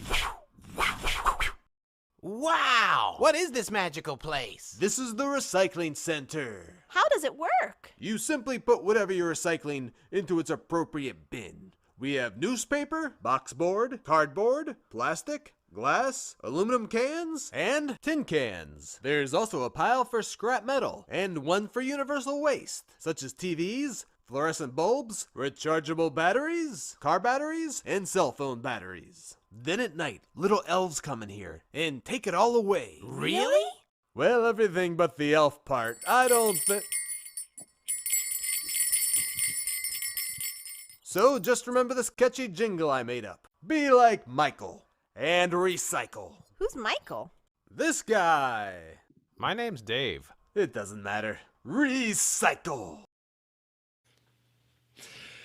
Okay. Speaking of puppets, I had to put that in there. I was just going back through the stuff, and I went, "That is so funny." Be like Michael and and recycle. So. Oh, there's Rick. There we he were is. looking at his closet doors. Yeah, that's okay. Let's get. I'm here. Hey, okay. Happy New Year. Yeah. Happy New Year. Merry Christmas. Happy Kwanzaa. Buona pasta. Buon Natale. Happy solstice. What's that, Pig? Happy solstice. Yeah, that's right. And we've added 23 minutes of sunlight. Have we really? Wow. Woo! So good news all the way around, right? Fantastic. Yeah. Sorry, I'm just pulling out my hair here. But I'll tell you, the bad news is looking outside and seeing the glaze on the sidewalks right now. Oh, yeah. Yeah, you know what? The sun's reflecting nicely off of it. Yeah, some of the trees do have a little bit of that glisten on it, but I have to say this is, I think, the worst freezing precipitation event around here that we've had, I think, since the winter of 2014, when we had, like basically Arctic air over us for about almost a week, and then we had some rain move in. And even though, asphalt and concrete, can kind of warm up pretty quickly sometimes, it showed that when the ground just gets super cold, it just takes a long time for it to warm up. Yeah. And this almost could have went down as probably, I think, a freezing rain advisory. The Weather Service did, I think, an excellent job. They got the winter weather advisory out almost 36 hours in advance. But again, people, they look at the word winter weather advisory and they hear, okay, we're going to have winter weather. But they don't really know what that means because no one's specifically reading the information. Mm-hmm. So they go out and about, they do their chores, and then it gets cloudy, and they're looking at their car thermometer, and the air temperature says, 32 degrees, 33, and then it starts to sprinkle, not knowing that the ground temperature is probably like 25. And you end up getting, icy conditions, especially it started out sunny yesterday. It's a Saturday. It was the first kind of normal Saturday in like 3 weeks, and everybody was out and about. And I have never seen so many accidents pop up on the Chicago traffic report yesterday afternoon between about 2 o'clock and about 6 o'clock. I was actually supposed to go downtown to the House of Blues to see a show, and I canceled because A, I wasn't feeling well, and B, I wasn't planning on going outside in that kind of weather. But we had two different periods of precipitation. We had drizzle in the beginning, and then we had the freezing rain on top of that, which occurred between like about 7 o'clock and 10 o'clock last night. But again, I think the thing that really made this much worse is the snow that we had last Saturday on New Year's Day started out wet. The ground temperature was warm due to the fact that the wind was off the lake, and the lake water temperature was still like 41 or 42 degrees, which is, almost 5 degrees above normal. And that first 4 or 5 hours of snow came down, melted. We had a lot of slush underneath the snow. And then when the dry snow occurred, it kind of insulated it and allowed it to basically remain as slush until it got really cold, and then it froze. So you literally had sidewalks that were not plowed or shoveled, and people should have done that even with 3 or 4 inches of snow. Alleyways are horrible. The main streets did okay yesterday, but still a lot of your, minor highways, a lot of accidents, people just driving too slow or too fast, not slow enough. But again, that layer of snow that compacted in the ice, and then the 2 days prior to that of temperatures basically in the teens and even below zero, I think really added to the ability for the concrete and the asphalt, particularly in the alleyways, to retain their coldness. So when the Weather Service puts out a winter weather advisory, they have all this language that I think people don't read, but you almost have to take it one step further, which is not easy to do, because then you have to kind of like plan on all these scientific things happening, and then the impacts happening, and you go, check, we got it right. But this almost could have been, put down in the books as a freezing rain event. And the problem now is that this is the warmest we're going to be all day. Yeah. Temperatures already falling into the teens. It's 15 at Rockford, at 10 at Freeport. Wow. Oh, and boy. 4 or 5 hours ago, it was 33 degrees, and now it's 27. The tweet this morning from National Weather Service, NWS Chicago, says, sorry, I get a really bad echo. As a reminder, any surface that hasn't been salted, such as sidewalks, driveways, and parking lots, remain slippery. Temperatures will be falling throughout the day, so the ice isn't going to melt away, says the National Weather Service.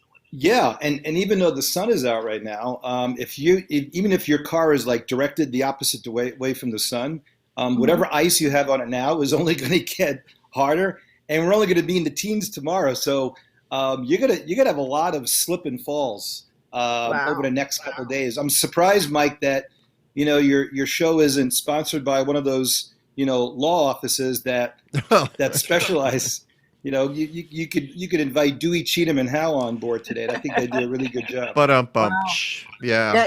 I'm looking again at the NWS Chicago tweets. They've got a great loop from College of DuPage with the freezing drizzle on the camera from yesterday.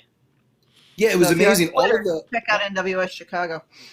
Yeah, all of the webcams, I was looking at them yesterday, and you go to windy.com, it's got a great list of webcams. All the webcams that were pointed to the south all had completely iced over, by about 3 or 4 o'clock in the afternoon. And again, it looked like this yesterday morning up until about 10 o'clock, and then it clouded over.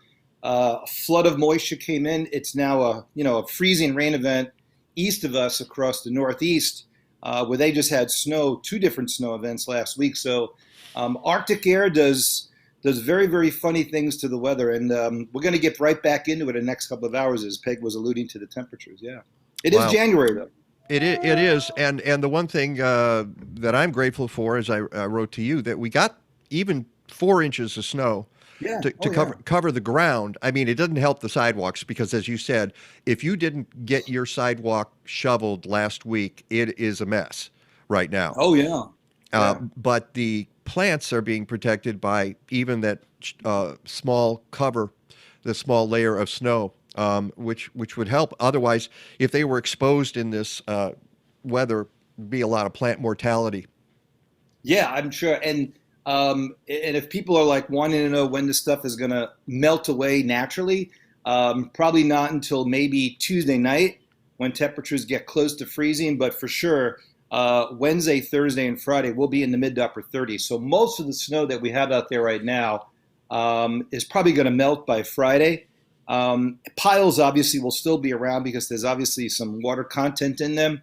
But again, the lack of moisture. We just have been in this northwest flow, so it's been a very dry pattern. Still in a drought, very much. Yeah. I have not looked at what the indication is for where we are from a drought standpoint, but I do know for sure that we can use a little bit of moisture. Snow would be nice because it is January, and I want to do some cross country skiing. But this time last year, we were complaining about no snow, and we ended up getting 40 inches in about 4 weeks. So be careful what you wish for, right? Yeah. Oh, it was your fault. Okay. It was my fault. Absolutely. And which takes us, with this ice on so many surfaces now, the idea of putting all this salt down. And you sent a very interesting article, and I had one come from a viewer several weeks ago, and I hung on to that. But the New York Times writes here, where's these numbers? It is salt has been used to de-ice roads in the U.S. since the 1930s, and its use across the country has tripled in the past 50 years. More than 20 million metric tons of salt are poured on U.S. roads each winter, according to an estimate by the Cary Institute of Ecosystem Studies in New York. And what that's doing is it's having environmental impact. And I think part of the reason also is that we have a lot more melt-off of salt throughout the course of the winter.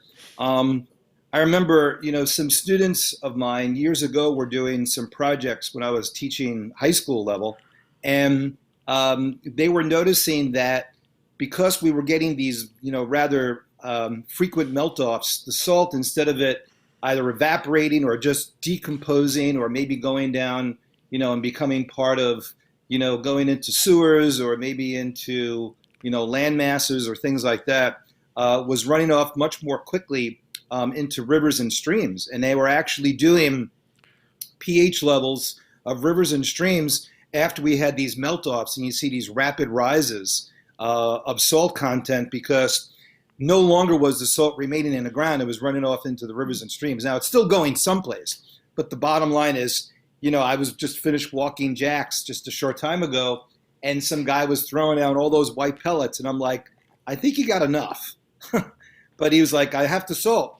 And it's funny because I remember when I was a condo manager, I was on the board, and our attorney that we have, represented us said, it's better if at times you don't salt or shovel at all, because if you do it the wrong way, people can sue you for doing it the improper way, as opposed to if you didn't do it at all, then the responsibility is on the person for knowing how to navigate through a slippery sidewalk, which I thought was kind of odd.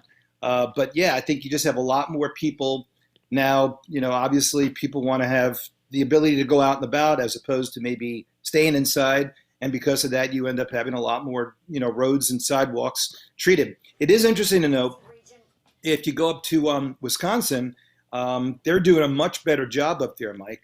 And I know that we had kind of talked about this, but I remember when I first got to Madison in 1983, they didn't use any salt.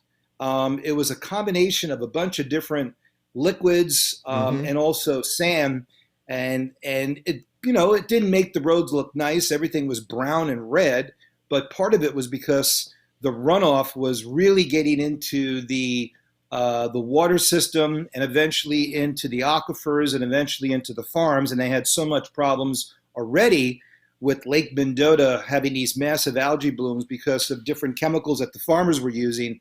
So they were trying to figure out how to get ahead of the problem because a problem existed.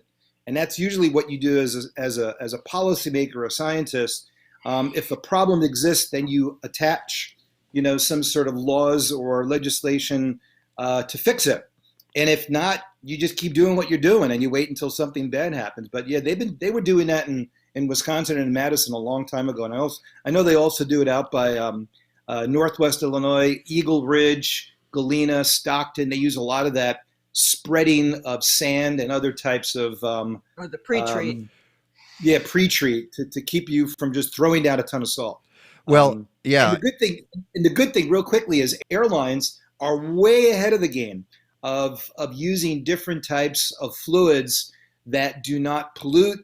And they also have different ways, and I teach this in my operations class, different ways of de-icing airplanes that is much more friendlier to the environment than it was years ago. And again, part of that is because you have such a huge volume of airplanes being de-iced at O'Hare. They make sure that they're de-iced in a certain place and using certain types of chemicals that are not harmful to the environment. So I always say, if you want to learn how to do things right, go to an airport or an airline and they'll tell you how to do it.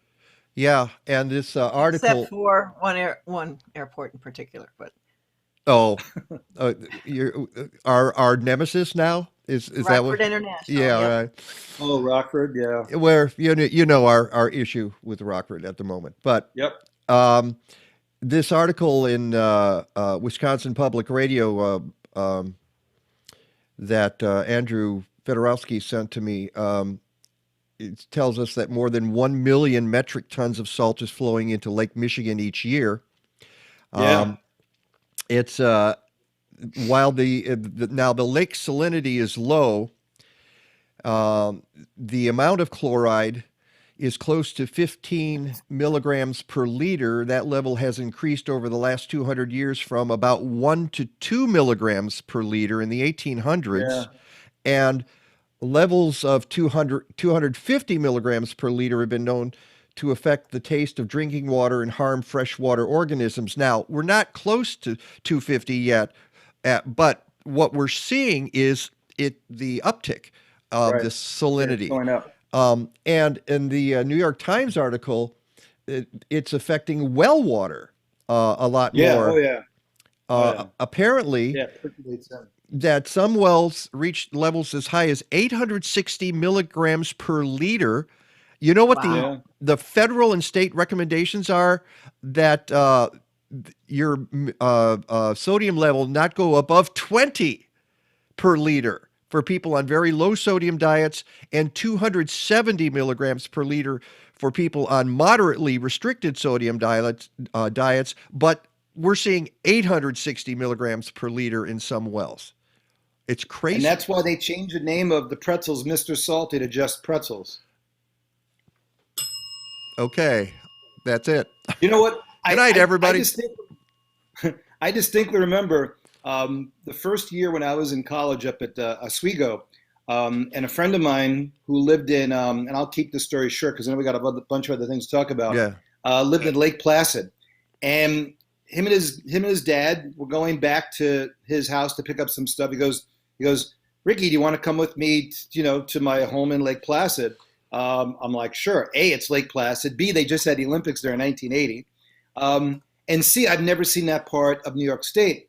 And I distinctly remember driving along Route 3, which goes from Oswego to Watertown to Fort Drum through Tupper Lake, Saranac Lake to Lake Placid. It goes right through the areas where all those lakes were highly impacted by acid rain.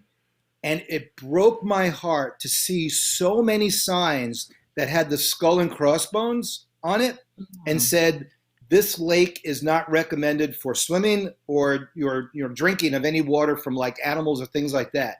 And that's when acid rain in the mid to late 70s was at its highest.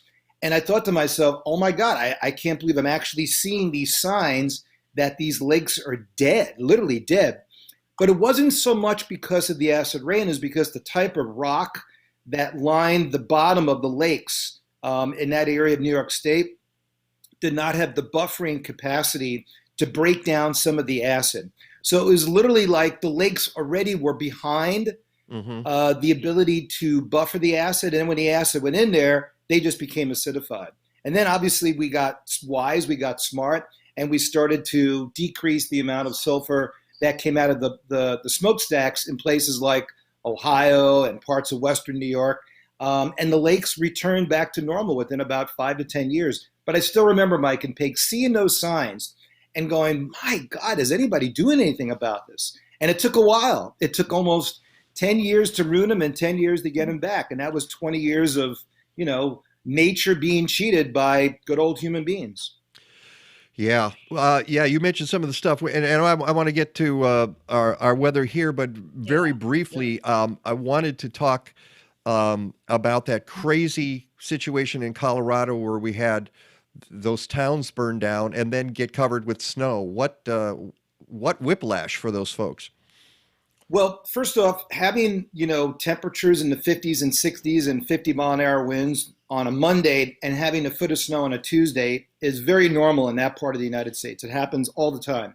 It's called downslope warming at a head of a deep low pressure. And then once the low goes south and the Arctic high builds south, you have northeast winds and you have upslope winds. That's the best way to produce heavy snow on the front range of the Rockies. So that kind of stuff has been going on for years. There's nothing climatically extreme about that. The events prior to it, and it's twofold, the fact that they were in just a phenomenally dry period due to the really fast-moving jet stream across the Pacific Northwest and Northern Rockies caused by the incredibly large pool of warm water over the North Pacific. So there is a climate change component to this. But the fact that that part of northern Colorado was so incredibly dry and getting into a period of the year where the evaporation can increase. In other words, during the summertime, when you have more water vapor, you're probably not going to dry out as much. When you get into autumn and you have more of these downslope winds and you get into cooler nights, you can dry things out much more efficiently. So the grassland of that part of Colorado, it was already phenomenally dry. The fact that you had winds of 80 to 90 miles per hour was not unusual, even some gusts over 110. I've seen that several times before. But what they're trying to still figure out is A, what caused the fire, and B, why did so many homes burn so fast? Now, if you go back to that area 30 years ago, none of those homes were there. The population of the Boulder metropolitan area is now 310,000. Back in 1950, it was 19,000. So the population in that area has just exploded. But again, when you look at where those homes were built, we're building, and this is the human fault here. This is the human component. It's important to note, because if you look at a photograph of those homes that were burnt and you compare that to a photograph of the homes that were burnt in California, Mike and Peg, you put them side by side, you can't tell the difference. They're exactly the same. Humans are building way too close, way too far into what's called the urban wildlife interface. And I almost like to call it the wildlife urban interface, because the wildlife was there first. Yes. But it's our fault. It's our fault for building too close to the mountains. Now, granted, these homes weren't up against the mountains, but they're up against a grassland. And if I'm living in that area and I'm looking to the west and all I see between me and the foothills is nothing but grass and it's really windy, I'm getting nervous. So what they really need to do is they need to figure out how to keep fires not from starting, because they're going to start, but how to keep fires from moving so fast in an area that is so prone to high winds and dry conditions. And on a side note, one of my college classmates, Patrick Dills, lost his home. Now, I'm not blaming him, but he moved into that area about 20 years ago. He's a scientist, meteorologist, but a scientist, as they call him out there, in NCAR.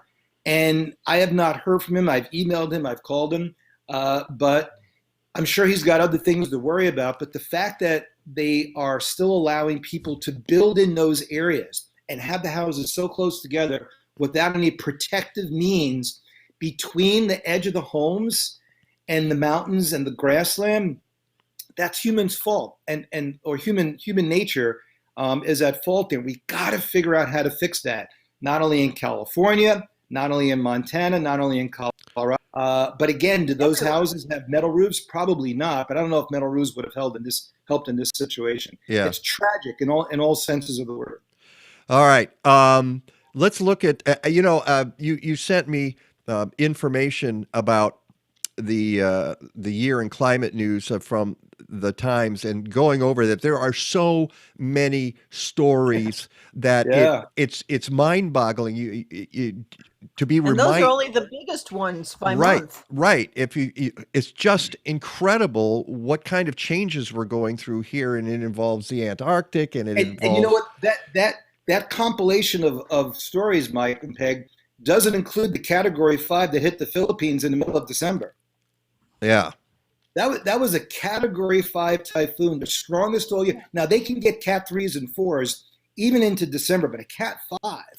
And again, the reason why, and I found this interesting, the reason why the Colorado fires came out of the news cycle nationally so fast was no one died.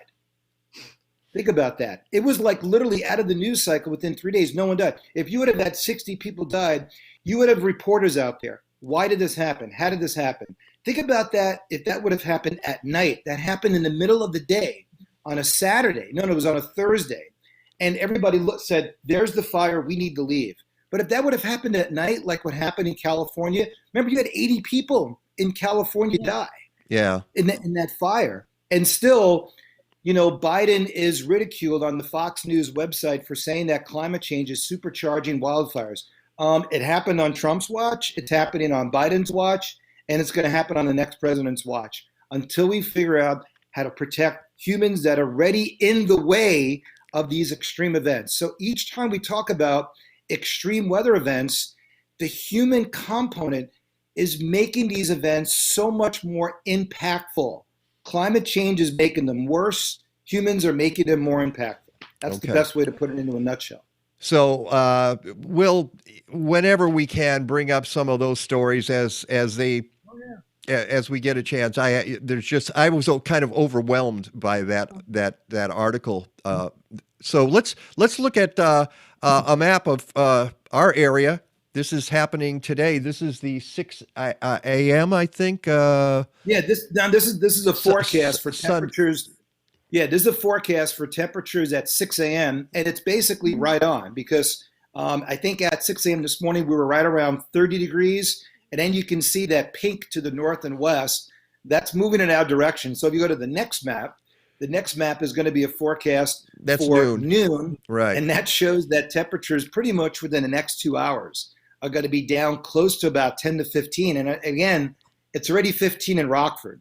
The only thing that's going to keep us warm here is the fact that the urban heat island tends to allow the temperature to warm up somewhat. But if you go to the next map, which I think is for 6 p.m., we're back in the single digits to the north and west. So anything that is shiny out there right now is going to get shinier and slippery, more slippery, I guess is a better way of looking at it, as the day goes on. Yeah, it's gone down. I'm just checking my phone apps. It's gone down 7 degrees since the show started. Yeah. Holy smoke. And that's probably your 10 a.m. temperature as well, Peg. So we're going to get a little clipper system through here tonight. That'll lay down maybe a half inch, an inch of very, very fluffy snow, which will make conditions even worse in some areas tomorrow. I'm telling you, it's going to be a lot of slip and falls. Yeah. So the 15 to 25 you see there is already happening. Overnight low down about 5 to 10 above. Tomorrow, a little bit of snow in the morning with temperatures probably in the teens much of the day. And then you can see early morning, Monday night into Tuesday, and they finally figured out that they have to put night in on the bottom because they tried all these different ways of like moving the graphic off to the right and people going, that's for Monday night into Tuesday. Now they just put in Monday night, which is good. Yeah, I'm so glad they did that because I had always found that confusing. Oh yeah. And then even on certain TV stations, you'll see that number on the bottom and people go, is that for that morning or that night? Yep, I've always wondered about that. To me, if you have to explain a graphic, it's not a good graphic, all right? Right? Yep. All right, so the good news is we begin to warm up Tuesday with sunshine, but I think that 26 is probably a little bit low. I think we may actually be close to 30 by late Tuesday night. And the good news is Wednesday, Thursday, Friday, all 3 of those days, mid to upper 30s. Now we cool off quite a bit next Saturday and Sunday, but the interesting thing about it is by next week, it's going to be January 15th. That's the midpoint of climatological winter. And if you're telling me that the midpoint of climatological winter, we're only going to have 1 day of below zero weather and 4.5 inches of snow, I'll take it. Yeah, and let me show you this because you sent this also. This was an interesting phenomenon with the pancake ice on Lake Michigan. Yeah, now this was from yesterday morning, and the reason why we had pancake ice, 2 reasons. A, it got cold, but B, there was no wind. So when you get no wind and you can get that sloshing back and forth, you'll get that pancake ice. And I think the next picture in there shows it, I think, a little bit later in the afternoon. I don't know if I sent that to you. No, you didn't. It at least up here, it was gone. Yeah, and what happened is the ice didn't get moved away. It just got mixed up. So the temperature in the top 4 or 5 inches was probably of the water, like maybe 32.5. But below that, it was probably about 34, 35. So what happens is when you get a lot of wind, you mix it up, and then literally the pancake ice gets, just take ice and put it in water, and then when you slush it up enough, it melts. So the ice basically went back to being water. The good thing, though, is the lake is cooling down, and we need that because we need the pancake ice to now get, when it reforms, which it won't, but we need it to get blown up against the shoreline, and when that happens, you'll get these mounds of slush. I know, Peg, you've seen that quite a bit up along the lakefront where you live. And once you get that layer of pancake ice into these kind of crustaceous, weird mountains of, I don't know what you call it after a while, that buffers the beaches and protects them from waves, which obviously we know erodes the lakefront. So the good news is the lakes are open. We're cooling things down. We've probably lost about another 4 or 5 inches off the lake due to the fact that we've been cold. We've had lake effect snow over 1.5 feet over in Michigan and quite a bit up north. But we still need the pancake ice to develop. We need to have northeast winds pushing on shore because the south winds yesterday pushed it back out into the lake. And clearly that got rid of all the pancake ice. So this time of the year, pancake ice is our friend. Okay. Right? We want to see more of that because when you do get that, it protects the shoreline quite a bit. But Mike and Peg, I don't see anything like that happen anytime soon. And the result is this forecast here, which is a 7-day forecast for snow. There's nothing coming at us, nothing. Outside of a little bit of snow tonight into tomorrow, nothing. And the thing about it also is the winds are going to be primarily out of the west. So even if there was any pancake ice that would develop, it would end up being pushed out into the lake. So we need a couple of big days of cold Arctic highs, northeast winds, which will put that ice along the shoreline, and it would buffer our beaches from whatever storms could still be developing during the course of the winter. The only thing that's good right now is the lake is down almost 2 feet, believe it or not, 2 feet from where it was 2 years ago. If you remember that big storm we had in January 2020, when we had all that flooding along the lakefront, the good news is that the lake is down quite a bit. So even if we don't get ice right now in the next week or two, we have a little bit of help. So there's a lot of different ways you can look at the impacts of weather. Yeah, I was just going to say, we're not getting it, but Michigan is. So. Oh, yeah. There's, easily 1.5 feet on the ground. But again, this is lake effect snow. It's fluffy, so it'll evaporate pretty quickly. But by and large, 6 to 10 day outlook temperature-wise. And the good thing now is that the Climate Prediction Center is issuing these not once a week, but now every day. So it's a really great tool that they've gotten. I think they've gotten to the year 2022. They were still like in the 1990s. So it shows a large area of warming all the way from Montana. And my God, the people up in eastern Montana and the Dakotas and Minnesota, they've been really hit hard. Super cold weather over the last couple of weeks. But all that is going to moderate somewhat. So temperatures basically near normal. We'll have a couple of days of above normal and a couple of days below normal. And even the 8 to 14 day shows us to be, even though we're going to get colder around here between about the 18th or 20th of January, the last couple of days, the models have been trending away from bringing the polar vortex that far south. Actually, the weather that we had last week was what we call a stretched out or a split polar vortex. That's one of the reasons why we got that cold. But a real large area of polar vortex weather is not expected to come down here anytime soon. So bottom line, not much in the way of snow and not much in the way of extreme Arctic cold. And whatever's out there right now is going to be here for the next 36 to 48 hours. So that's what we get. So, all right. But by the end of the week, which can't come soon enough for the all the ice glaze out there now, we'll have temperatures above freezing. But then, freezing by Wednesday. Yeah, but you don't see that because earlier, you were saying you thought we were going to get hammered by the vortex, but that looks like it's going to moderate a little bit, right? It still looks like it's going to be just to the north of us, and when it's still kind of just to the north of us, you always kind of like in the back of your mind, when is it going to begin to push southward? And the thing about it is the lakes are still wide open, so when you do get a polar vortex come down here, there's going to be a lot of lake effect snow. Which is always kind of fun to watch and fun to forecast. But yeah, no big storms anytime soon. The pattern just doesn't bode well for that. Okie poke. All right, Rick, great seeing you again, and Happy New Year again. And let's see what happens in 2022. Always a long way to go. It never ceases to amaze me how we always have things to talk about. But I think we got through a lot today. Okay. Peace, love, and happiness. See you guys. All right. Take care, Rick. All right. Good. Then I think as soon as I can find where, that thing is, no, wait, it's here. It's here someplace. Yeah, this guy here. There we go. Oh, yeah. Oh, yes. I want to thank all of our guests on the show today. Kathleen, Norris, Brenzel, and Mary Kate Mackey. Product placement. Where's the product placement? Okay. Rick DiMaio, meteorologist. Gosh, it's been a long time since we talked to him. Thanks to my Kathleen, doing a lot of work. She's working on a new website. Can't wait to unveil it. So it's going to be coming out very soon. Thanks to Lagata the cat and Basil the dog. Happy New Year again, everybody. Until next time, go green or go home. Stadler? Yeah, what? Is that it? Yes, it's over. How'd you like it? I don't know. I slept through the whole thing. Well, you didn't miss much.